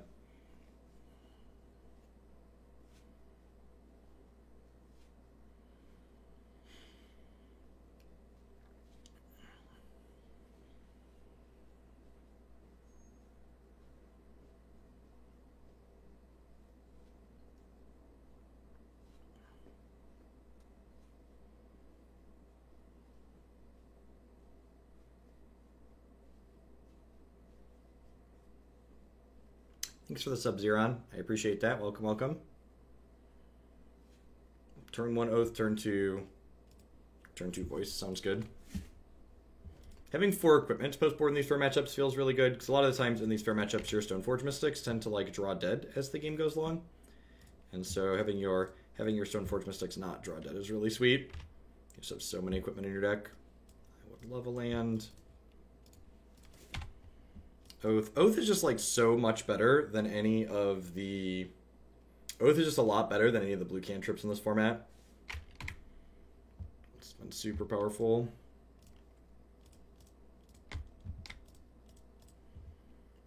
Definitely want to lead on Voice of Resurgence here. If we get snared or mana leaked, it sucks, but the Stoneforge Mystic dies to snare leak as well as burn spells, so that's fine. I'd love to just see a tap land here and a pass back to them. Yeah, it's unfortunate. Probably getting leaked. Really? Why did we fetch a... friendo. I wonder if they knew that was going to happen.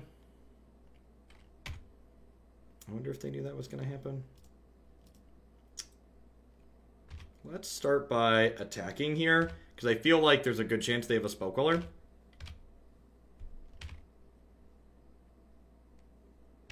So I'd like to get my hits in here. And now a question becomes, what do I want to do with my mana for the turn?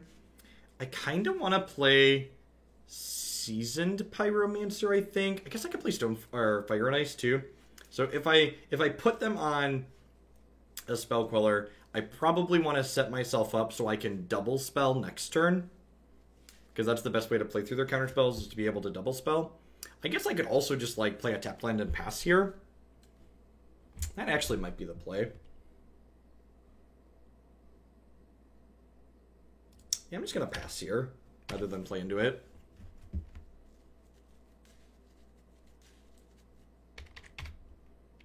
Sure.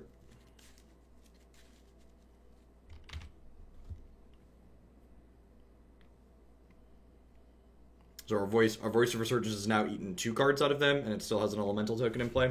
It's taking a Bolt and an Abrade. And again, the only blue card in my deck is Saheeli Ray. So while I have this Oath in play, I get to just fetch Naya mana.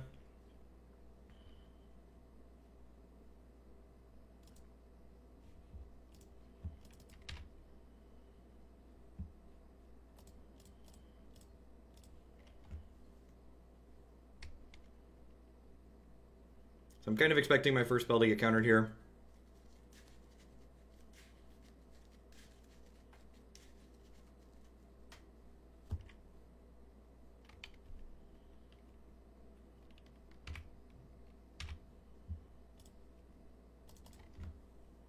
This is why we set ourselves up to double spell this turn.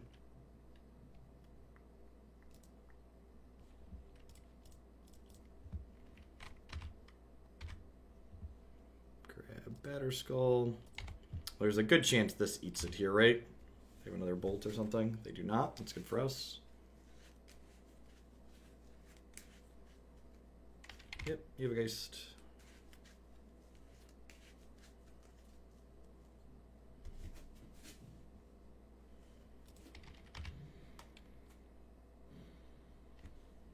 This Helix a good draw? Feels like a good draw.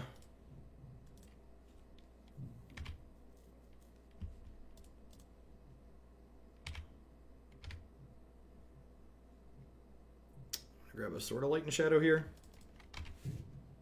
There's a Voice in my bin.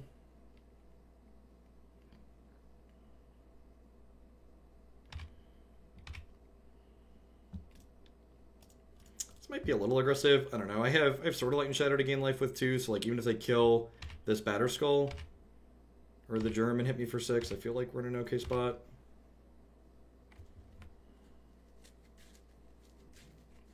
Opponent just had enough. Alright. That was an excellent example of just like, you know, being a mopey creature deck. Yay, Stoneforges and Voice of Resurgences and Seasoned Pyromancers, oh my. Alright. The old 12-minute round. Let's put on a replay, shall we?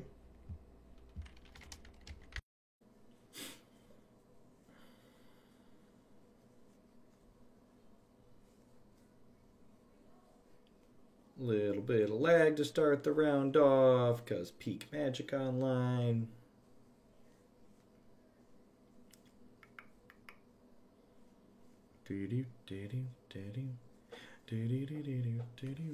Let's see, and Super Reasonable needs some lands, but we've got 2 Oathnesses here that'll help us dig a little bit. Got a removal spell in the form of Bolt. Got a creature in the form of Voice of Resurgence. Arid Mesa, could be Jeskai, could be Burn. I say it's okay against Burn. I'd prefer a land that didn't hurt me on 1, but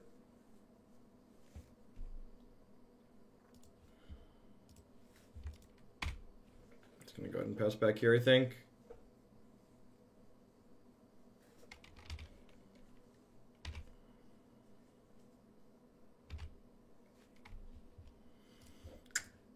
If they have an Eidolon here, I'm going to be kind of sad I burned this Bolt.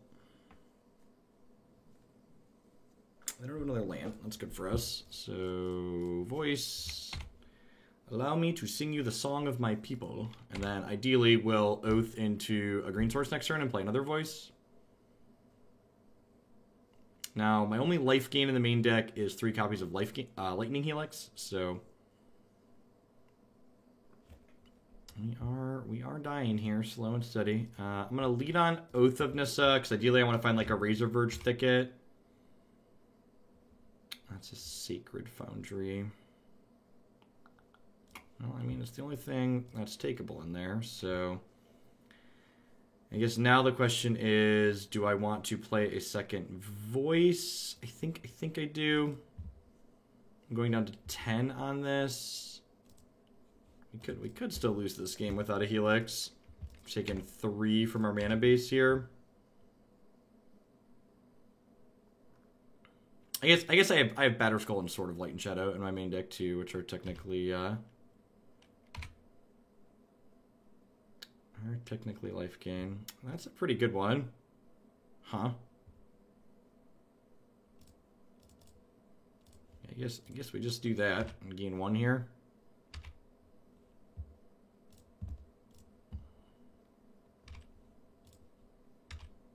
Looking for a Saheeli.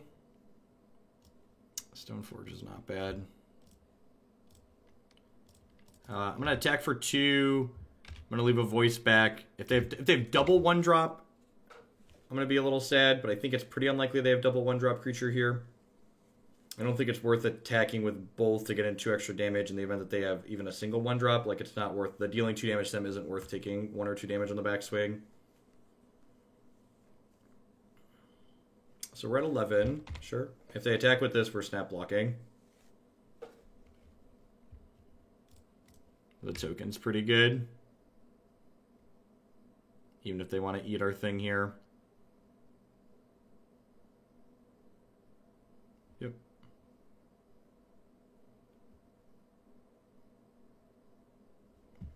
There's a Grove. Untapped land that doesn't hurt us. So... I have a couple directions I can take this turn. I could Feldar, Blink the Oath. I could also just go like Stoneforge into Season Pyromancer, but Stoneforge into Pyromancer doesn't work because Pyromancer makes me discard the card. I guess Stoneforge into Pyromancer gives me +4 creatures, which makes this a 6. So I'd go 6, 8, hit you to 7.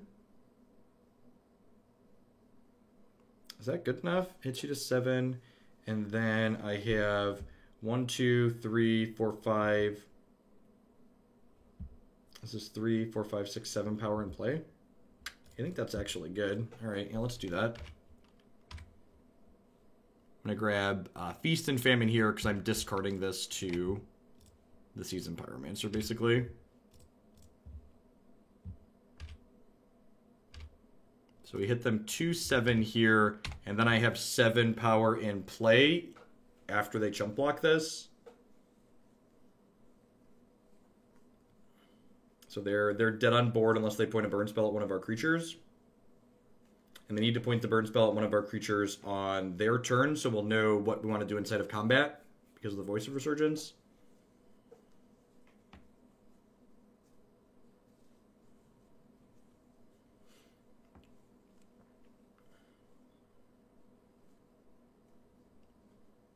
Suspended Riftbolt, sure. Alright, well, let's do this to start.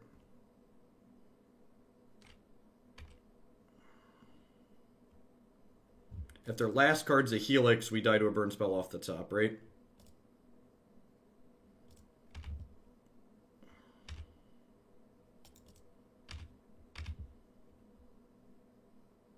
Wow, actually just dead. Okay, sweet. Lucky.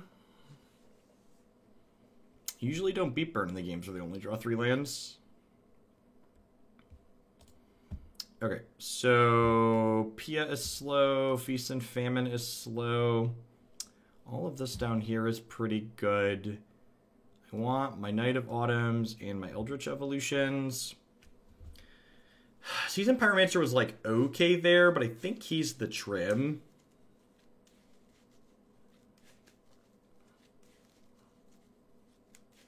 I think he's the trim. There's also like a discussion of, do I want some of these Path to Exiles? I feel like there's a chance that I do. And like, what am I getting rid of to fit those in? Maybe I don't want quite this many Eldritch Evolutions. Knight's pretty good though. Do I just cut all of these? That doesn't seem unreasonable. Getting double red in this matchup means I'm going to be hurting myself a lot of the time to accomplish that. So this seems okay.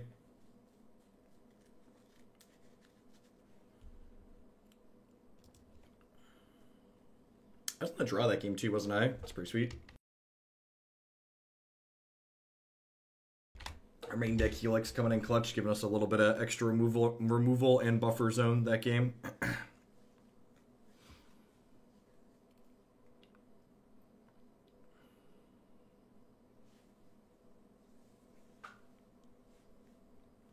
Yeah, I mean, the lands in this hand suck a little bit, but it's hard to argue with Helix in the opener.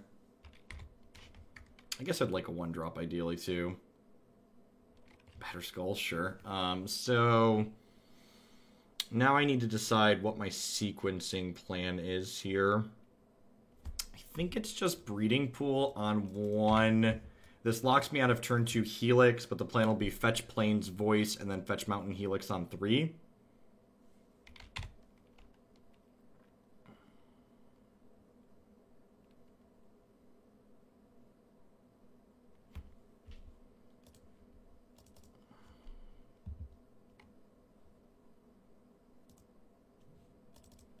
Our hand is pretty good on the play.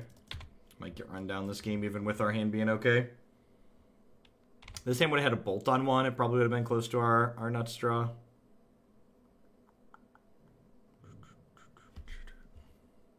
Yep.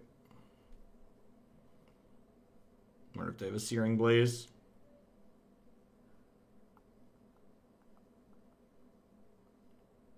It's definitely their best card in these creature matchups. Just a Helix. All right.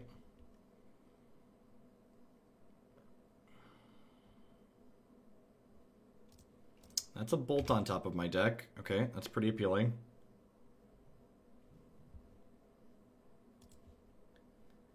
So with bolt, do I want to... What are the odds? What are the odds I die next turn from 8? Probably pretty high. I probably want to go to 11. And I probably want to go to 11 while they're tapped out.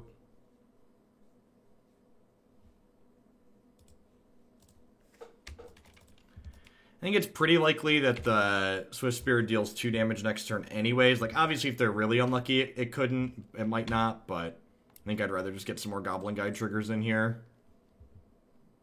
It's a pretty good hit, too. Am I dead? I could be dead. I'm actually out of equipment to fetch with this, but we have the Batterskull in our hand, so... Right, I'm out. Yeah, we're out. They know about this bolt. They know about everything except for Felidar Guardian, I believe. I bet we'll see them cycle one of these unless they have a spell to kill us with. They could just have two 2-mana spells in their hand. Yeah, I bet we're dead here. Even with the Helix. Yeah, I think we needed a removal spell on 1 this game. Yep. Alright, take game 3 on the play. That's Magic. Sometimes you just die. That's why the burn deck's very good. The burn deck's probably the best deck in this format right now. The addition of Sunbaked Canyon and Fiery Isle made them very, very good. I think I'm content with how I sideboarded. I'm gonna go ahead and run it back.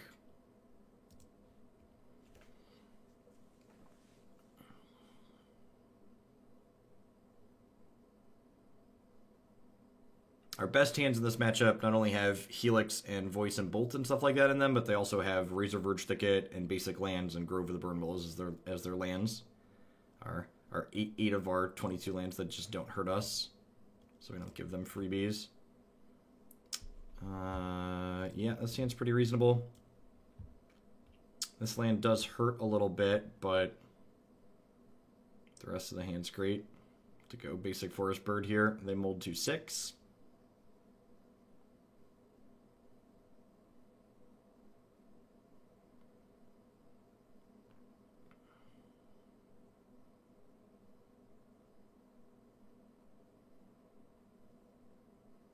Even if they have a bolt on 1, I have a turn 2 play, even if it hurts a little bit to do it.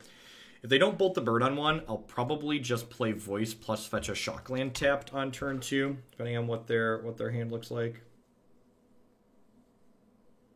They kept 6. Is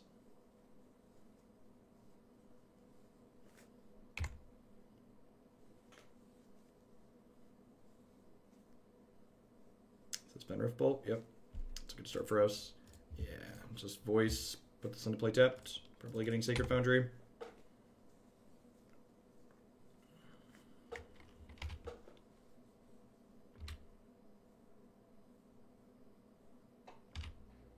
Yep.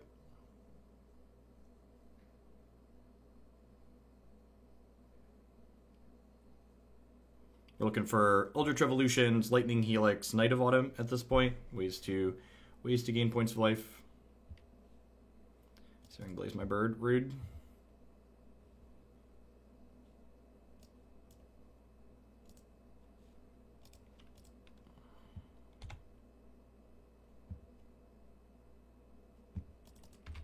That's smart on my opponent's part, not going after the voice that makes a token. It's tough because I don't really want to give them a free point here, but I want to get blue so I can get the Saheeli Ray going.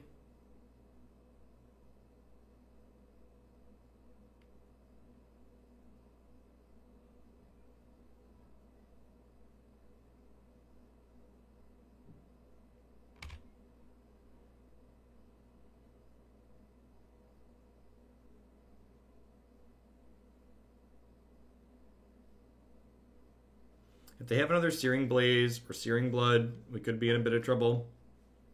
If they don't have either of those cards, we're in an okay spot, depending on how good the rest of their hand is.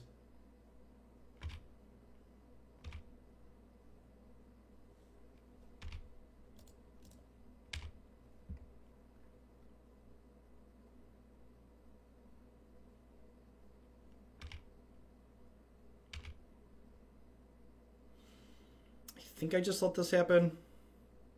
I could fetch a mountain and bolt this. But I don't think that's right with this Saheeli in my hand.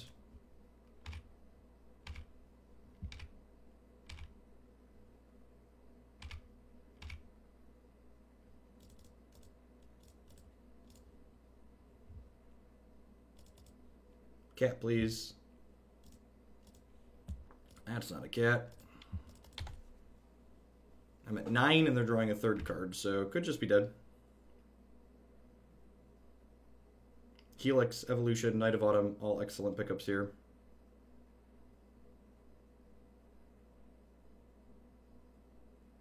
If they attack, I'm going to double block.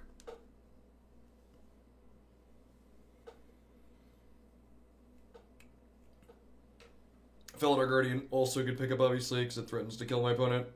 Fourth land is a good news for us, even if they do have a Sunbaked Canyon that cycles.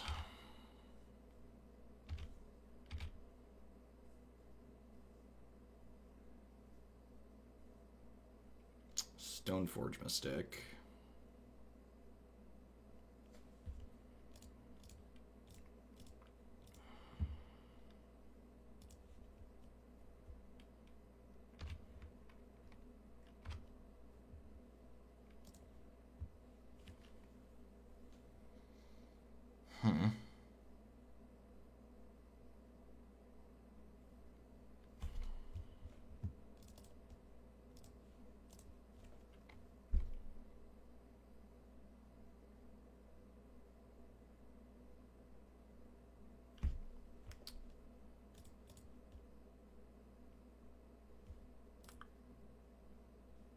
Huh.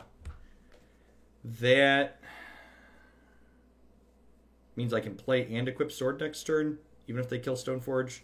But if they kill Stoneforge with anything outside of Searing Blood or Searing Blaze, that's kind of okay, so I think I just bottom that.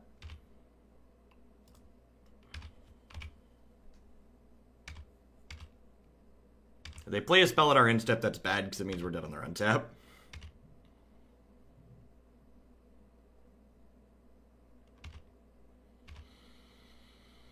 Yep. So we have to fade 2 draws here. We need their cycle with this to be a blank and the next one to be a blank. Yeah, we're dead. That's so frustrating.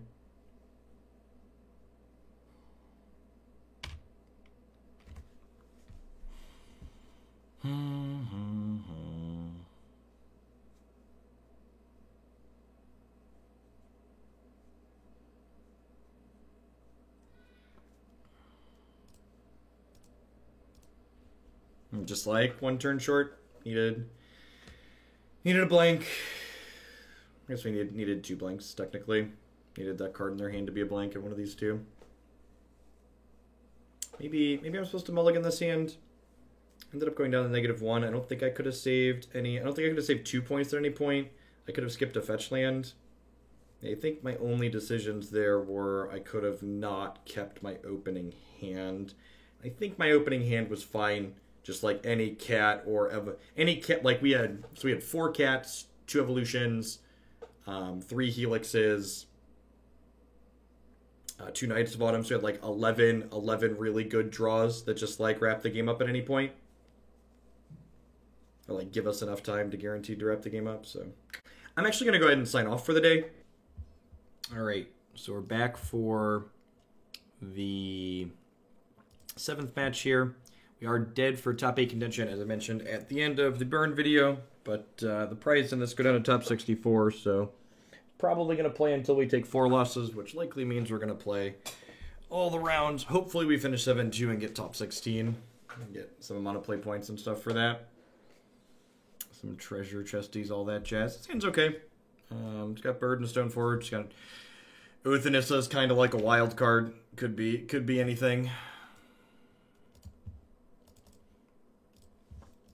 One of the things that's kind of sweet about this hand is like they're not even like killing Stoneforge Mystic doesn't even really accomplish much because we get to just like cast Batterskull on 3 if they kill Stoneforge Mystic with double Bird.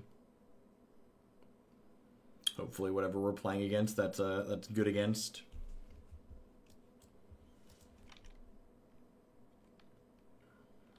Could be another burn deck. Could be Titan Shift. Could be Dredge.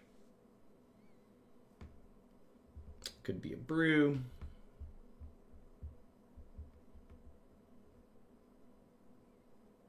Some kind of Mardu pile. Could be white-black as well with just off-color fetch lands. So I assume we're losing Miguel Stoneforge here.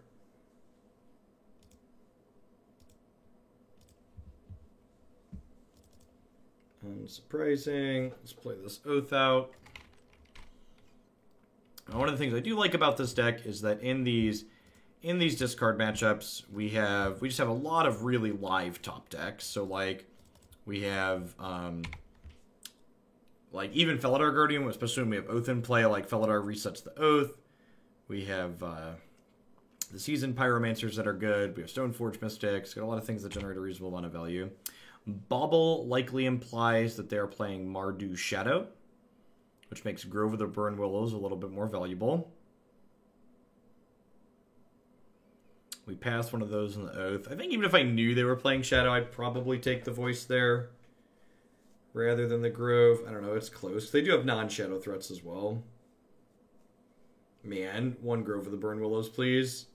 1 Grove of the Burn Willows, please.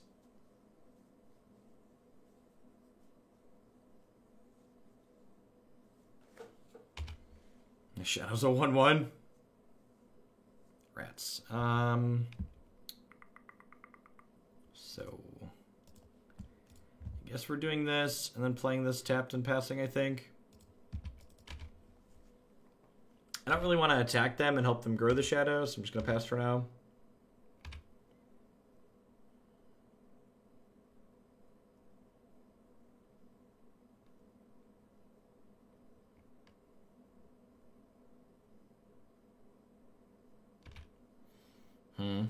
That's unfortunate.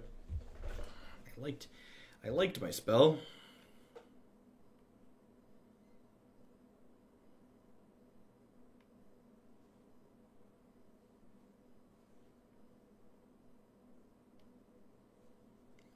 I have Oath of Nissa in play, so that covers all my blue needs. I'll fetch up a Sacred Foundry here, Stomping Ground, just a red source, doesn't really matter what. Hey, look, there's that guy we were talking about. We were talking about having good top decks. How about a draw 2? Cast Divination on a 2/2. Hey, look. That sets us up to potentially combo kill them next turn, right? And go Felidar, blink the Oath, draw Saheeli, play Saheeli. So you get 4 shots at the Saheeli here next turn.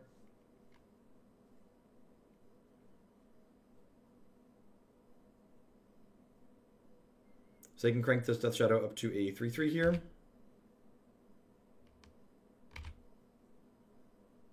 This lets them get another Shadow.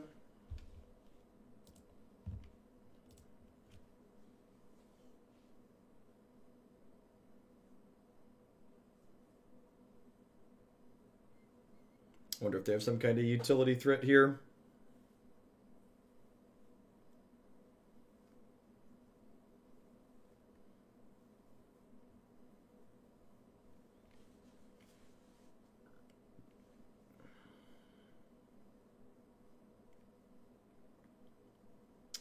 Hex Parasite.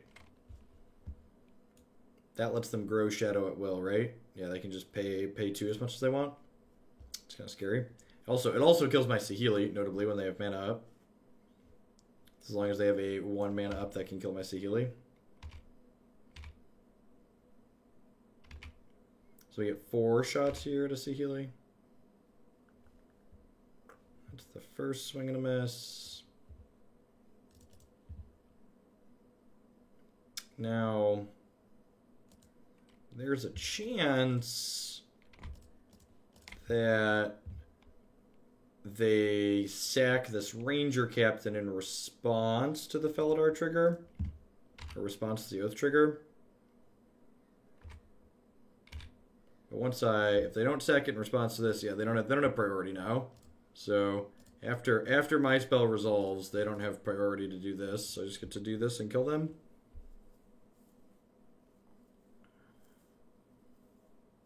So they would have needed to sack the Ranger Captain in response to one of these 2 triggers to prevent this from a line that I could take. And there's no guarantee they win the game even if they do that, but we're kind of in a... Nah, yeah, they're probably in a good spot, right? Because Hex Parasite prevents me from comboing them. It put me in a spot that I would need to kill the Hex Parasite. Knight of Autumn sounds great here. Path to Exile sounds great here. I think I'm just going to trim the Birds of Paradise. It's like improve my card quality a little bit. Knight of Autumn, it only kills Hex Parasite, but it also kills Tide Hollow Sculler, because that's an artifact. You think I just do that? I don't think I want Sword of Fire and Ice against the Mardu Shadow deck. More than in a lot of the fair matchups, but I think Knight and Path are both better. And I don't think Sword of Fire and Ice is better than any of these other swords I already have.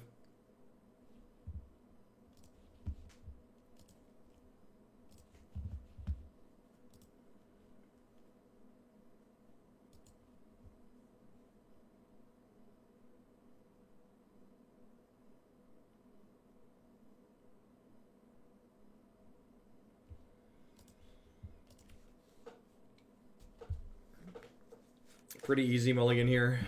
I think even if this was green, we'd probably consider mulliganing just because we're on the draw on their Thoughtseize deck. Yeah, this hand is fine. We're gonna bottom a Helix here.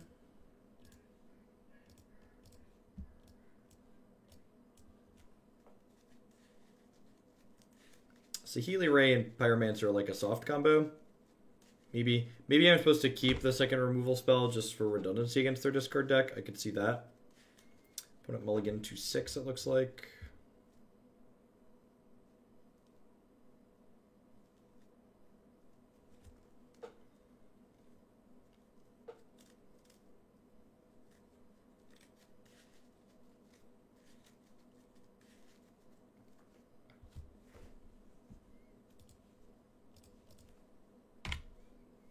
Not surprised to see Pyromancer go down there. While my opponent's deck does have some aggressive draws, they have a lot of grindy games too, I'd bet.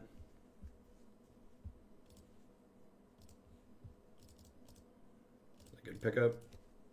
Playable 2-drop. Voice is quite excellent in these fair matchups.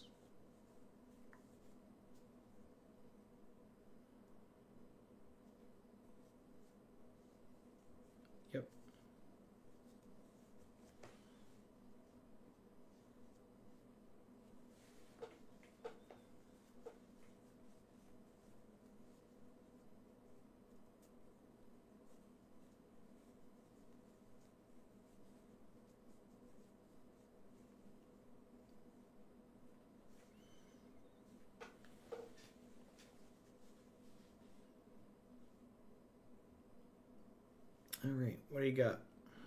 Got another 13 here. Yep.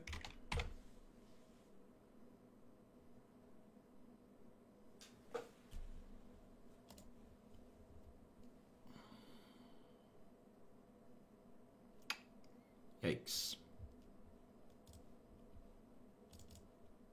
Oh, you know what? I should play the Windswept Teeth here, because I probably want to get another red source, so having the option to fetch a basic mountain here would be good. I do need to get Breeding Pool, but like both these lands get Breeding Pool, and having the option to fetch a second red without shocking would be nice. Let's put that one back right there, shall we?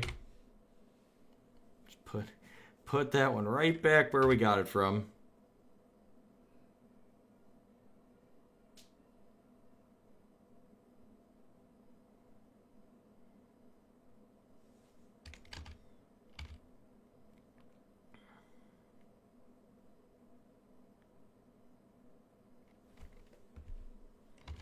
I'm just going to let her go to 1 here, I think.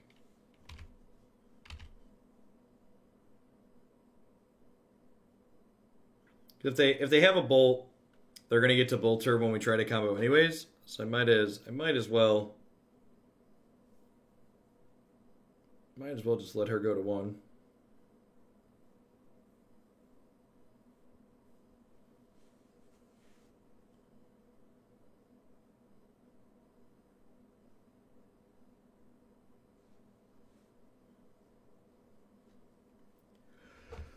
Definitely used the wrong fetch last turn. Okay, so they got Death Shadow and then 3 cards I don't know.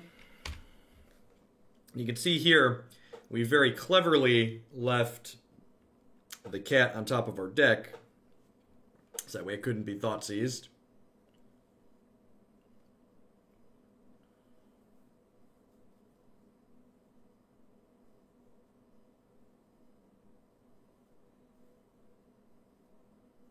And if they just have a removal spell to break up the cat combo, like a Terminate or something like that, we have a Culligan's Command here.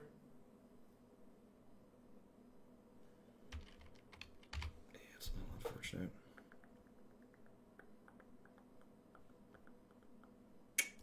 Guess I ditched that.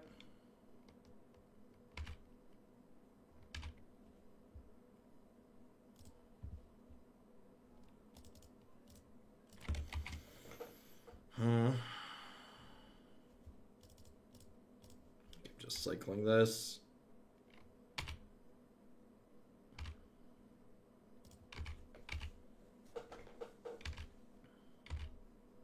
Feeling kind of dead here.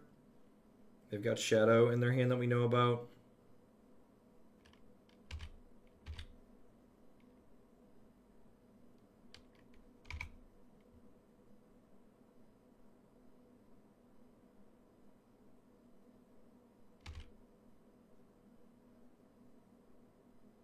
Need to hit like a path.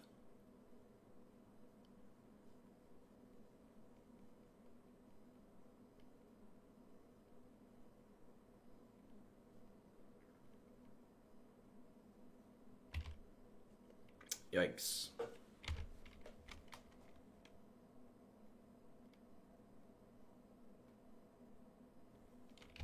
Yep.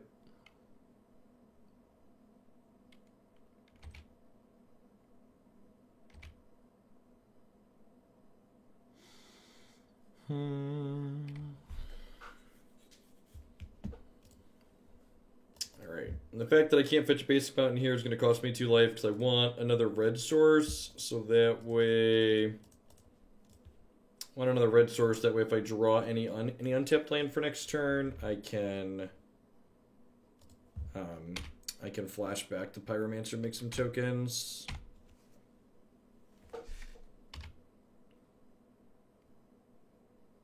I'll chump block the 9/9 here, throw a 1/4 in front of a 3/3. Go to 6, but then they got 2 9/9s.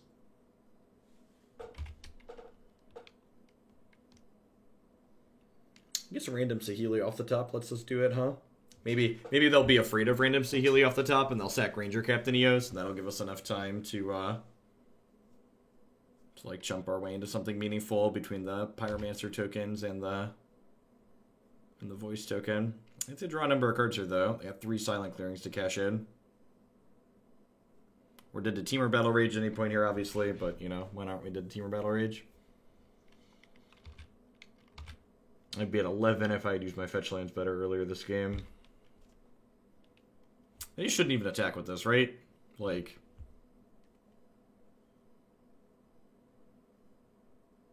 It's a free block. I guess if they have Bolt, that's a fine attack. As you will.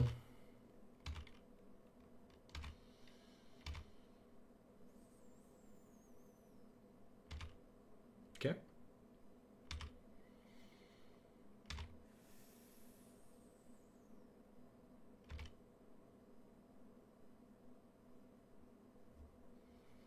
All right. Definitely want to leave up the white swords because we have 2 paths in our deck right now.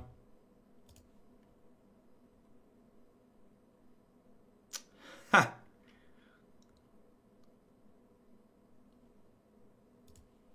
Okay.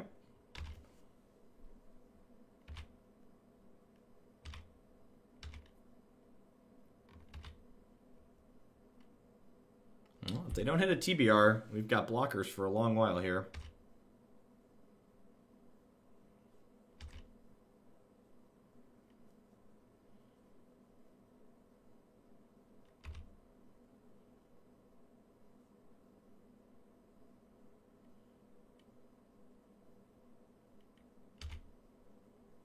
So they know the top card of my deck. They cast Inquisition, so they know the card in my hand's a blank, so they know they don't need to sacrifice Ranger Captain Abios next turn. However, depending on how combat goes here, they're going to need to chump block with it, right? So I get to do this, and then this Elemental gets to attack as a 4/4 next turn. Another Shadow. Yikes. Alright, so do I start shrinking? Is shrinking the shadows a reasonable play? Is that something I'm going to be able to do? I think so.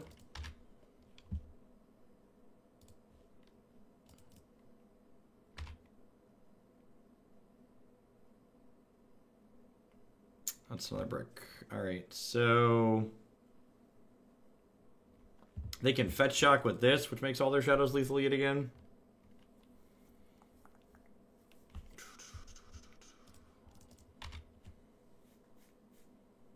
So I think the plan here is triple jump with the Seasoned Pyromancer tokens, and then just hope to rip our second combo piece. Obviously, the Ranger Captain can keep us off it for the turn, so if they use the Ranger Captain, the goal's going to be...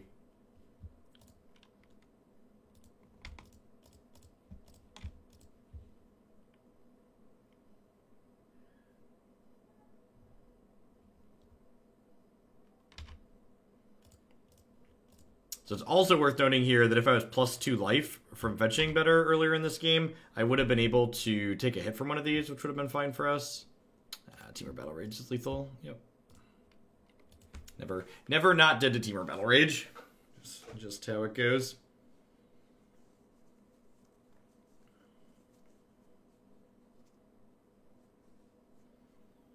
Alright, game the third on the play. I think I'm pretty happy with how we boarded. Go ahead and run it back here.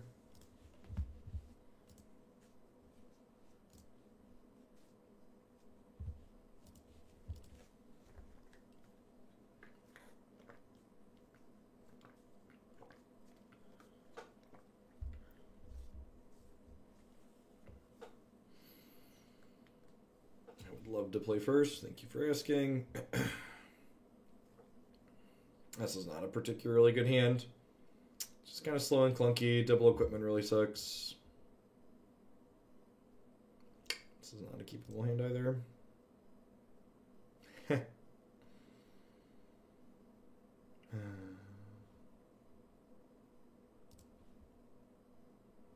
Magic really sucks sometimes.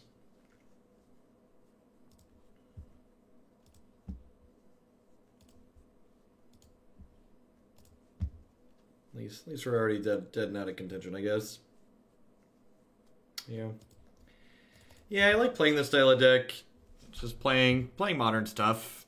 And I know that happens in every format of Magic, but just like all three of the losses today, when we lose this because we mulliganed to 4, it's just like I look back on them and it's not like there aren't like just like meaningful decisions I could have done differently. You just look back and go, well, that just was kind of miserable, and it's just how it is. Like, my spells are good, but, like, I'm not going to get to cast either of these spells, most likely.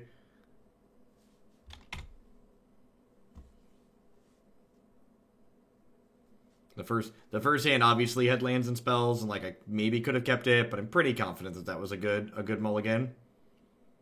Wow, do they not have a discard spell? They have, what's it called, maybe? Ooh, oh, ho. We're halfway there, oh ho. Living on a prayer. So we just need to draw a third land next turn.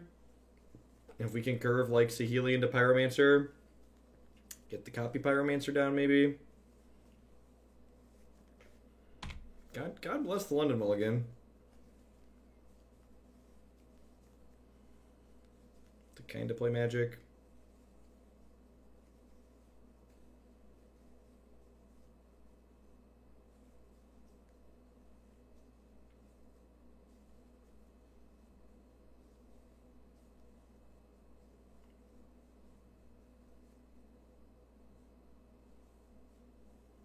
We have, unfortunately, Fetch Shock twice, which leaves our health total in a less than desirable position, but those were definitely correct decisions. We have casual 6 cards to R2.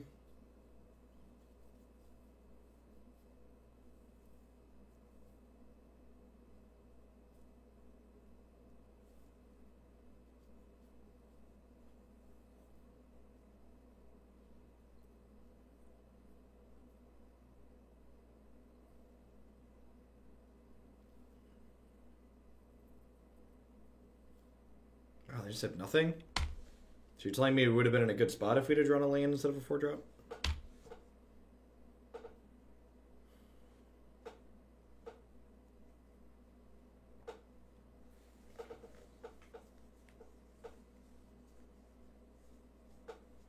They mulligan to 6, I guess. Their hand could also be bad. They're gonna, like, play that 3-3 next turn. That fetches a shadow.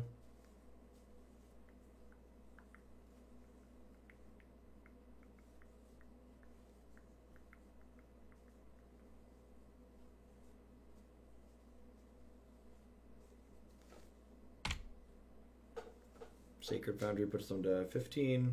Godless Shrine, sure. Most of their lands, probably. They probably want most of their lands to make black mana. Last Hope. Yikes.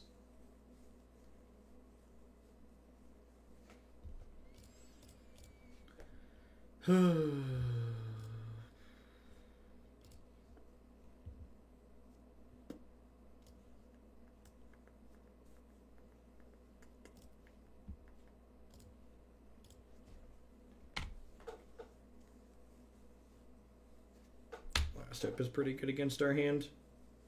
We have 2 dorks that make 1/1s.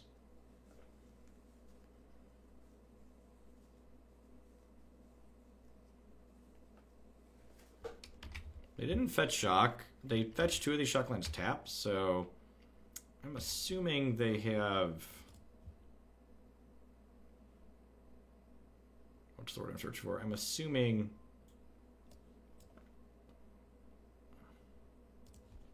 They don't have a Death Shadow in their hand.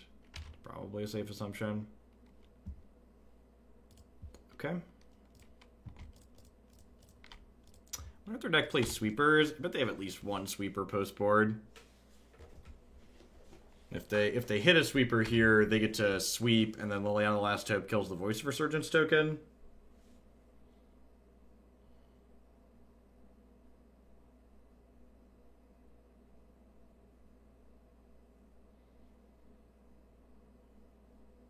Important thing to remember is that Saheeli Ray only copies non-legendary creatures. So she unfortunately cannot copy Mom and Pop Thopter Shop. Oh no, wait, that's not true, right? So target of creature you control accepts as an artifact. No, I'm wrong, actually. Yeah, I'm a liar. That's Kiki Jiki that targets non-legendary creatures.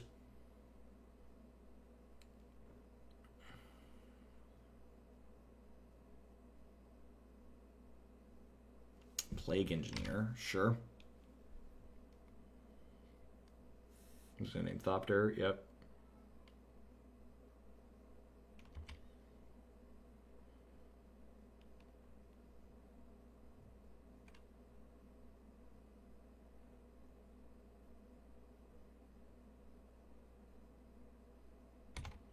Liliana ults in 2 turns.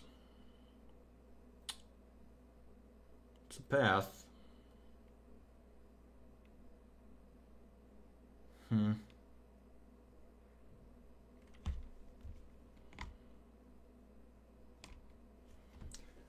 think I want to get the Saheeli Ray down here. The question is, what do I want to do with it? I think Scry is the answer.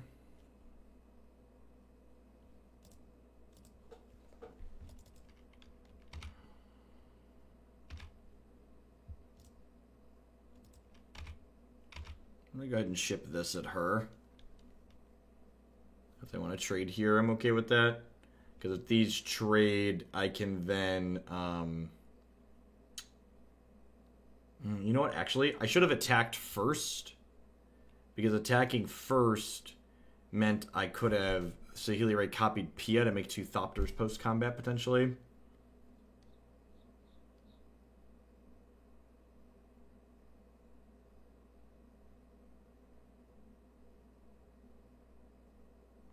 Oh, you know what? I bet they're thinking about trading here. Because if they trade, they can roll back the Last Hope and pick it back up. Yeah, maybe this is wrong.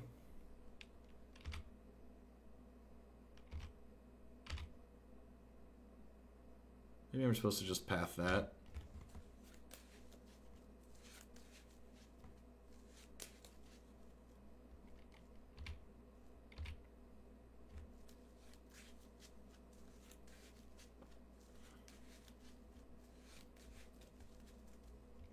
Yeah, let's them do this.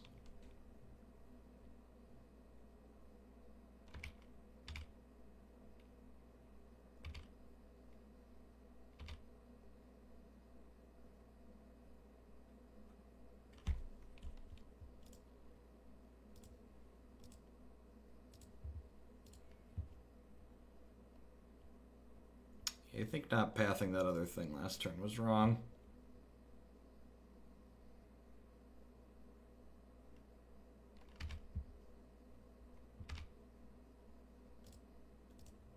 This lets me keep Lily from ulting at least, though.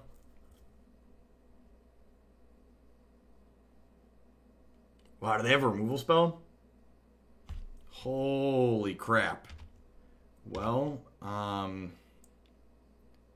so their Liliana's gonna ultimate here, but I have a lot of friends. This is the emblem. You get X 2/2s, where X is 2 plus the number of zombies you control. Okay. So,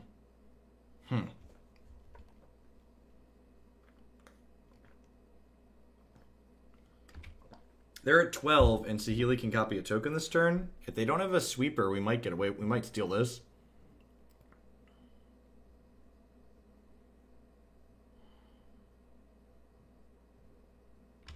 Okay.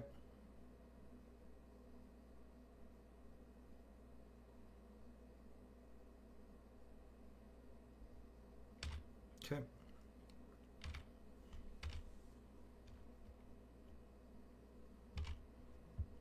So in response to this trigger, I want to path the Gurmag Angler because Gurmag Angler is a zombie. So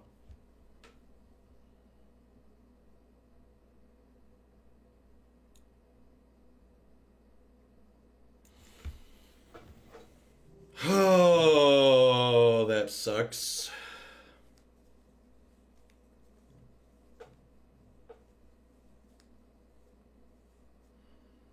Yeah, I think I just have to. Okay, so now I can't path it because I have to have the Pyromancer to gas back up.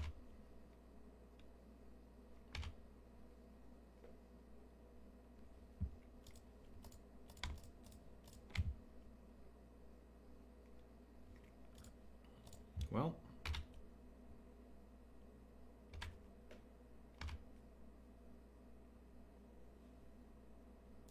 Okie doke.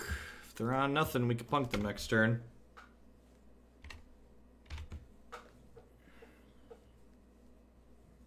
They have a card in hand, a draw step, and a silent clearing, though.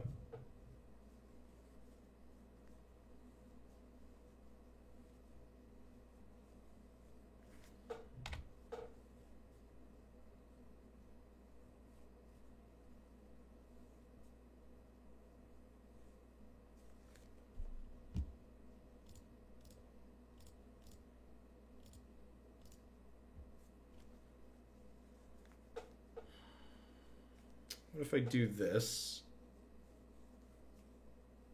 and go 6? I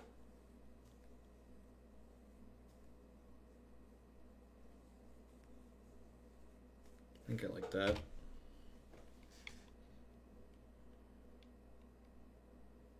Because, like, if they have a Bolt or a K command to kill the Felidar Guardian here, that's going to disrupt our combo anyways, because they can Bolt or K command the Saheeli Ray. So, like, exposing it to burn-based removal doesn't change anything. I guess a Braid doesn't break up the combo, and a Braid kills Felidar Guardian here is a real consideration. So, like, if they showed us a Braid in game 1 or 2, so, like, I'm giving them a Braid as an out, because a Braid doesn't hit Planeswalkers. So maybe the block with the Felidar Guardian is bad, because it gives them a Braid as an out.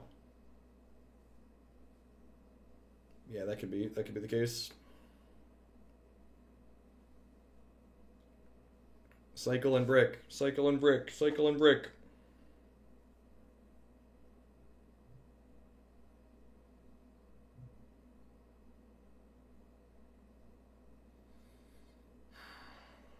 Yep. Path and Bolt both let us stay in here. Wow, that's a zombie too for this emblem. That's really gross. So I can get 5 zombies here.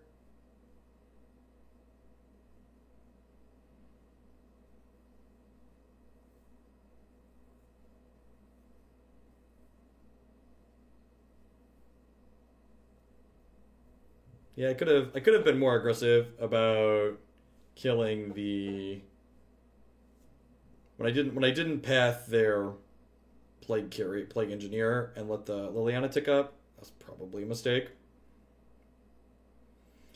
I guess I should probably take back what I said at the start of the game. Like, this is still that game where we mulligan to 4 on the play, and like we played a game of Magic here. And if they have nothing else here, 2 more Saheeli Rays, 1 Path, and 3 Bolts. I'll kill them next turn. Alright, so obviously they have something more than nothing because they just left us the Saheeli Ray.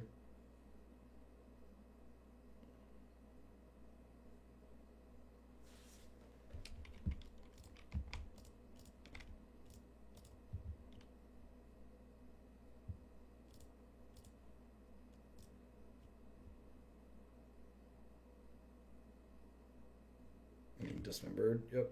Am I dead then? I can block 1, 2, 3, 4, and then I'm dead. Yep.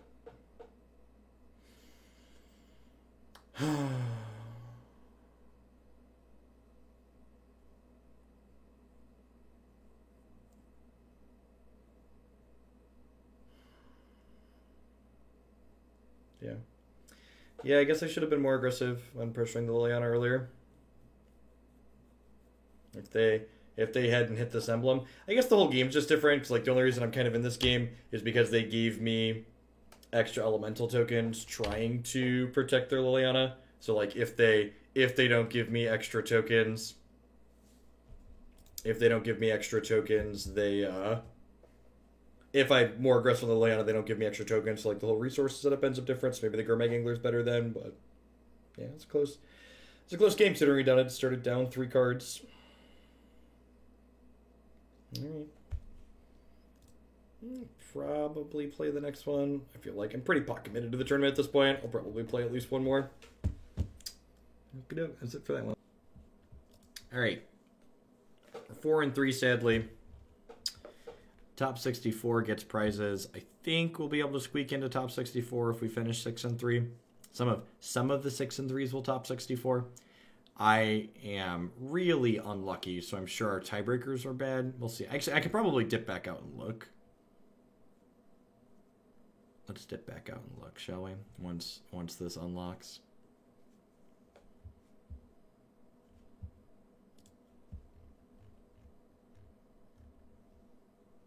So we're towards the bottom of the pack for 4-3s, and our tiebreakers are not going to get better. I think we might actually be done.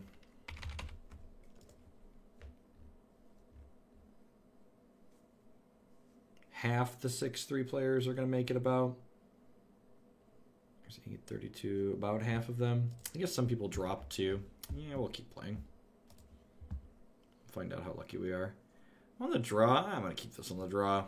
It's just like draw a second land if they take our killer bird. Snow Cover Island, Serum Visions.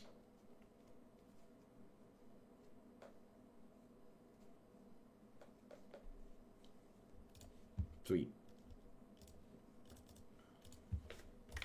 I believe Serum Visions tends to rule out, what's it called?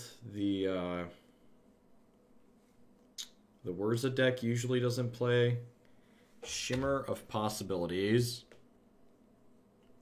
It's just like Impulse, Sorcery Speed. Look at top 4, take 1.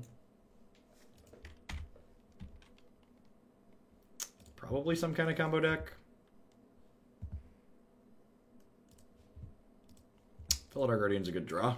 Just gonna play this and scry for a land.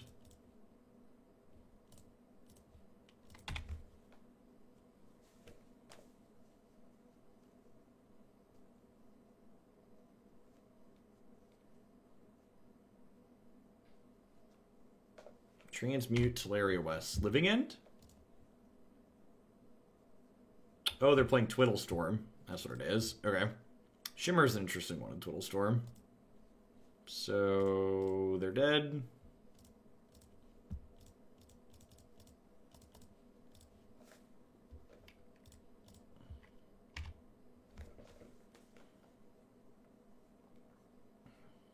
All right. Well, at least we figured out what they were playing before we killed them.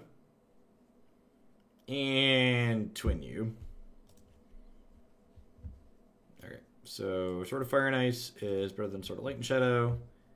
None of these removal spells have text boxes in this matchup. Eldritch Evolution, Knight of Autumn, Teague, Damping Sphere, Eidolon of Rhetoric. All of these seem fine.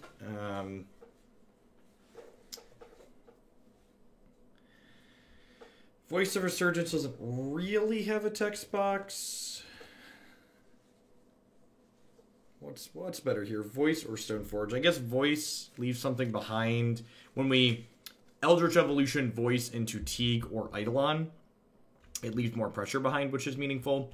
I'm boarding in the copies of Knight of Autumn because a lot of these Twiddlestorm decks have Aria Flame post board. They have a small red splash to enable that card. Although I guess you could maybe argue that maybe I'm supposed to like only have one Knight, because a lot of the time I think they play Aria the same turn they're comboing off, which is relevant. Yeah, this sounds great. We got Damping Sphere and Evolution for this Stoneforge Mystic. The Twiddlestorm deck can theoretically kill you on 3 with their absolute best draw, but usually they're not killing you till 4. Would not mind a Saheeli Ray here, because hey, look, there's the voice for Eldritch Evolution. Leave extra power behind, like we talked about. Generally speaking, this could turn into the Felidar, so Saheeli Ray would have been fine to pick up there.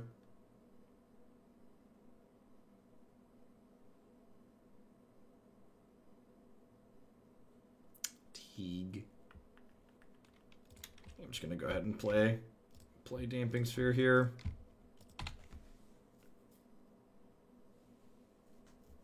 Cycle Lonely Sandbar, yep.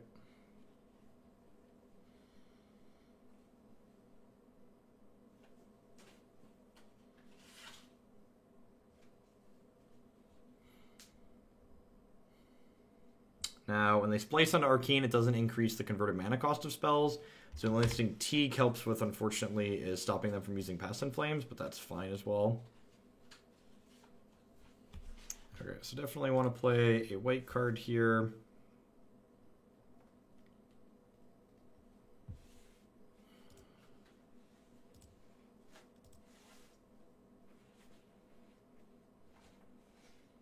I think it's just Stoneforge Mystic. I guess I'm not playing and equipping the sword next turn. Yeah, I'll just play Teague. Just like make their life a little bit more difficult should they try to start going off next turn if they can like end step bounce my Damping Sphere. Cutting them off with Past in Flames cuts off some of their ability to full combo. Idea's unbound. This draws 3 and then they have to discard 3 at the end of their turn. So it's technically card disadvantage, but it's going to provide some selection for them. Effectively a draw 3, discard 3 here. Wow, they don't have a land. That's really good for us. I'd honestly like to draw... well, I guess even if we draw... I would say we'd like to draw White Sword so we can double spell, but that's actually not true because Damping Sphere is symmetrical. And that's a phenomenal draw because it comes into play and it blinks this Oath of Nissa, which gives us 3 looks to find our other combo piece for next turn. Seasoned Pyromancer. Yeah, I think I'm in for that, actually. Just like get a little bit more churn going here. A lot of these cards in my hand aren't particularly good.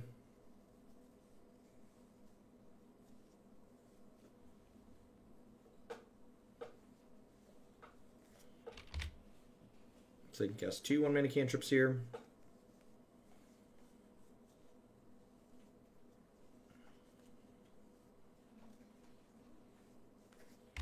Wow, they still don't have a land. They double topped though.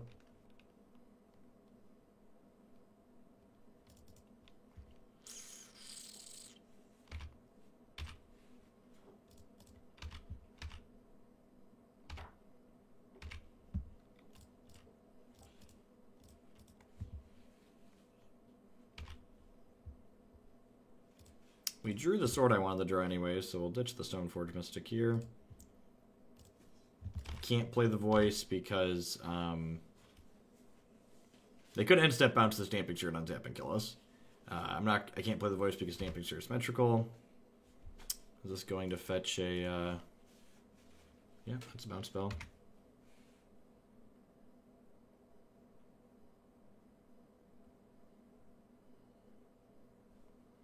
So, well, that's lethal.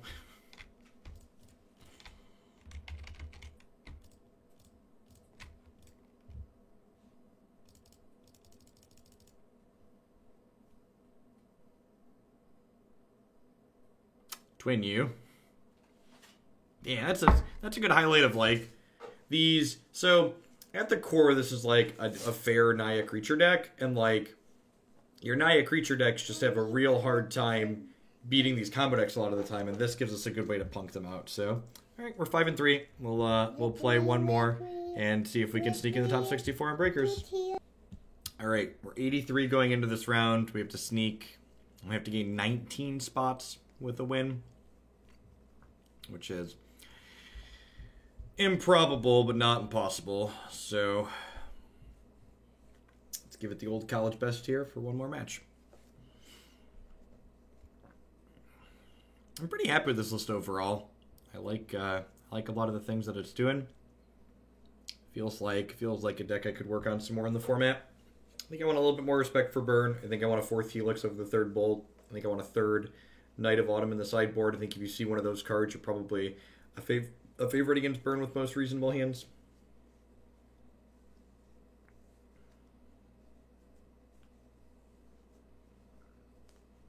Lost the die roll here for the last one. Excellent Hearthstone hand. Terrible Magic hand, unfortunately. Need some lands to play. Oath of Nissa just gives the deck a really elegant amount of consistency, which is sweet. And that and Seasoned Pyromancer give us enough selection to like hit our combo consistently. We've got a lot of good grindy elements between Voice and Stoneforge, which is nice.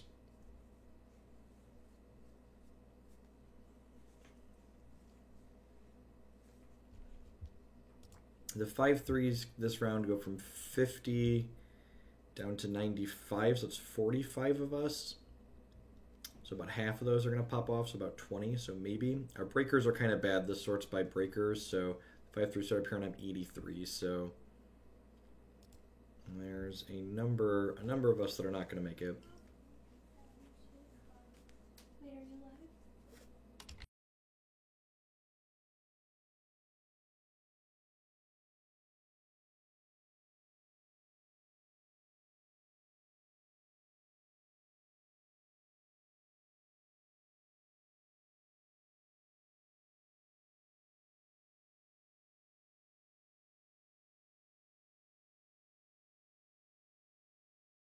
I was like, come on, Mom. All right. Opponent went to 5. I feel like I'm supposed to go to 5 with them here. This hand doesn't really do anything, and the mana's pretty painful. Like, this is going to need to be a fetch shock, and then, like, this is my only green source. I guess I get Stomping Ground here, and, like, I have a Bolt and I have a Saheeli Ray. Like, if it's a matchup where these aren't meaningful interaction, I'm just, like, in a lot of trouble. Okay, I'm happy I mulligan. This hand is good.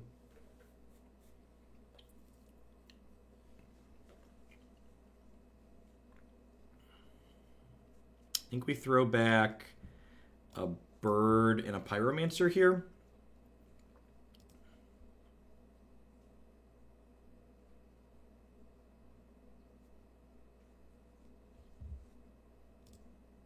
Yeah, I think I tossed those back. Opponent went to 4. Let's see if they're playing something. Let's see if they're also a little bit unlucky or if they're playing something that likes to mulligan. Dredge, generally speaking, the decks that like to mulligan in Modern are Dredge, Tron, and Bogles. But obviously, variance hits, and sometimes you're not choosing to mulligan.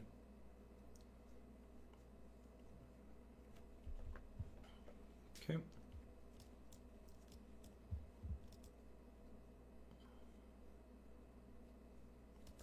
Smells like Dredge. Yep.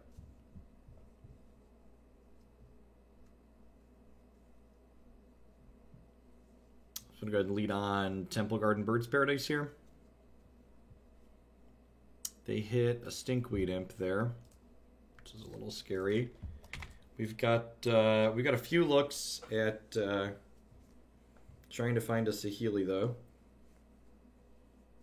Potentially get set up to like Saheeli on 3, twin them on 4. They have a Bloodghast and a Prized Amalgam in the bin. So they're going to get 5 power into play here.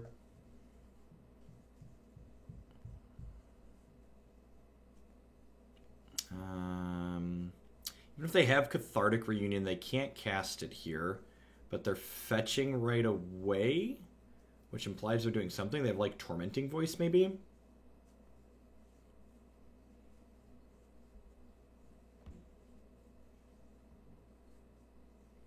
So what's a red card? They have Insolent Neonate. We know one of their cards in hand is a little stinky because they dredged him. Interesting.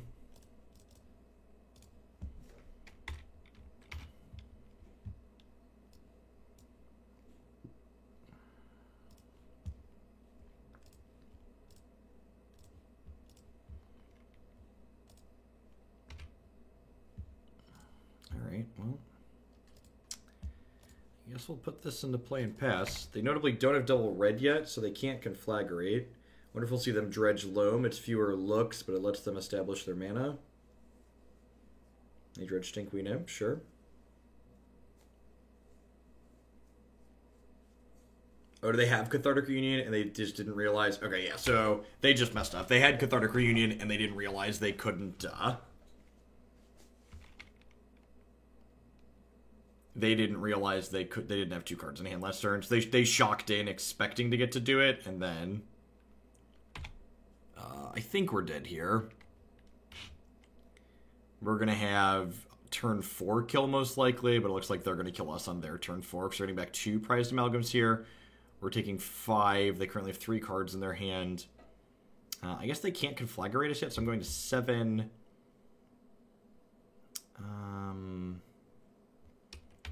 The other 2 Amalgams end up killing us, right? Are we exactly dead?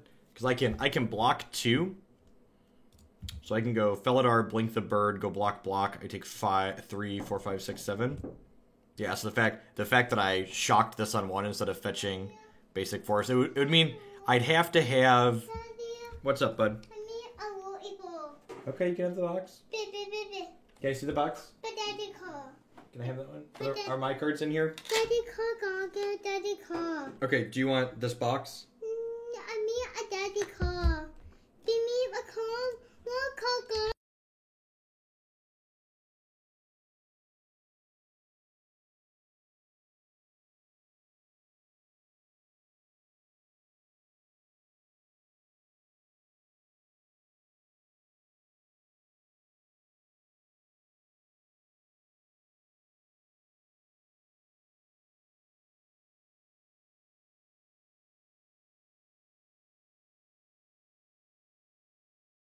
So I'm cutting bolts here, and we'll bring in these Path to Exiles. I'm going to bring in the Eldritch Evolutions, not because we have a meaningful hate card, but because we have, it helps us find our Felidar Guardians a little bit more consistently.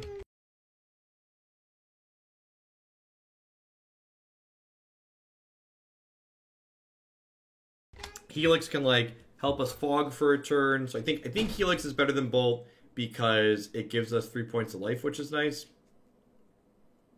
Can help swing a race. They mulliganed low that game, but like I said when we were talking about, you know, when they were opening, like, Dredge is a deck that wants to mulligan. It's a deck that's looking for a very specific subset of cards. Honestly, Tomb Scour seems like a really wild card in their deck. It's just like gives them 5 looks. Gets them going most of the time. Obviously they could brick, but like when you hit Stinkweed Imp in the 5, you're usually pretty good to go. So, like, in a more fair matchup, I think I would snap this off. I feel like against Dredge, I'm supposed to play Catch and Release, though.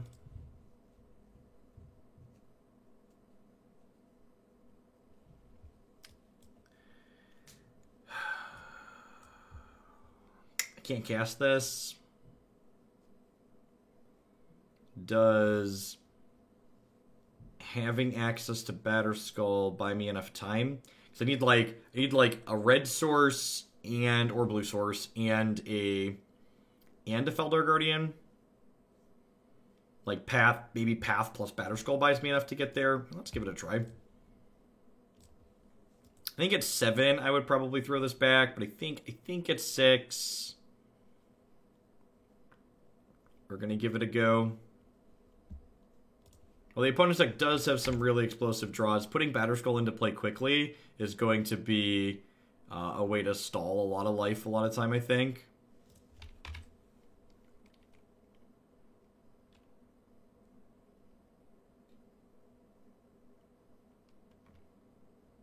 Thoughtseize, okay. That makes my hand significantly worse, believe it or not. So I assume we're losing this Stoneforge Mystic.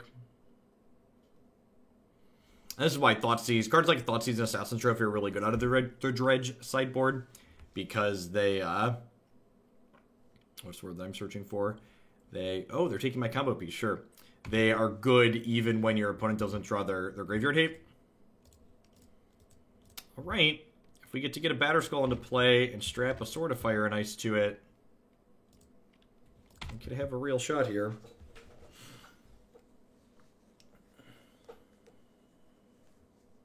They have a Lightning Axe. That's definitely a card that could board in against us. They have a Lightning Axe. That's so brutal. Things are not looking good for the home team here. Because of the way our mana is set up, we don't even really have single good draws that get us back in from this position. I guess, like, Birds of Paradise isn't terrible. Any creature we can cast, I suppose, is okay. But, like, we don't have double red, so I can't play Seasoned Pyromancer even.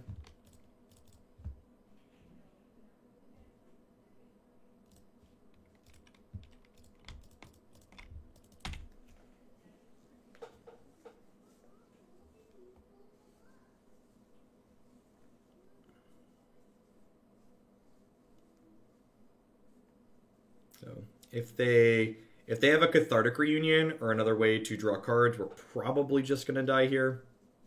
because they're gonna see enough cards. Like this is a Creeping Chill, an Arcomoeba, and a Prized Amalgam here. So I guess I have a path to deal with the Amalgam, but like if they have a Cathartic Reunion and like get to dredge like, I don't know, some ungodly number, we're never gonna keep up. Yep, looks like Cathartic Reunion.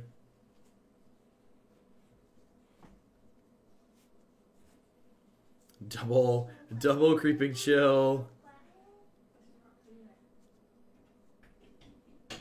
Alright. So they've dredged triple chill, double amalgam. So we're going down to 8 here. I have 2 paths. We have to draw like Birds of Paradise here actually, so we could like play a threat and like a threat. It's a threat with the sword at least. So this amalgam is going to bring back this other one with it that they got after the fact. We might actually be dead to the Conflagrate at this point.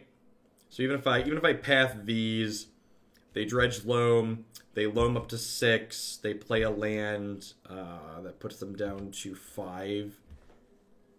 Yeah, I think we're not dead this turn. We'll be dead next turn to the. Oh, that's a Bloodghast. Yeah, we're dead this turn. That's unfortunate. Maybe we do need some Graveyard 8 in the 75. I don't know. You're probably dead for anything anyways. Them's the beats. I mostly had fun playing the tournament. Honestly, I think I would have had a blast if this had been a league. I probably need to stop playing in events. They're, like, the idea of playing in them is fun, but, like, the fact that it takes, you know, this event started 7 hours ago, and, like, when I go back through the archives, I'm going to splice all these videos together. I'll bet my total time spent playing these matches over 7 hours is less than 2 hours, so the waiting kind of sucks. Leagues are great. Async events are great. This deck was fun. I think I would play it again. I think I would go up another Helix on another night. I may or may not put Graveyard Hate in. I feel like we ran a little bit bad there. We mulliganed. Our deck mulligans a lot less than the opponents on average, I think. And their hands were pretty reasonable, especially the Thought Season to the Lightning Axe. Like, I think if we would have gotten Batterskull online that last game, we would have definitely been in a position to race them with the Path to Exiles as backup. So, at any rate, thanks everyone for watching. I'll catch all y'all around later, and I'll be back on Monday morning, as always, bright and early. So, catch all y'all then, hopefully.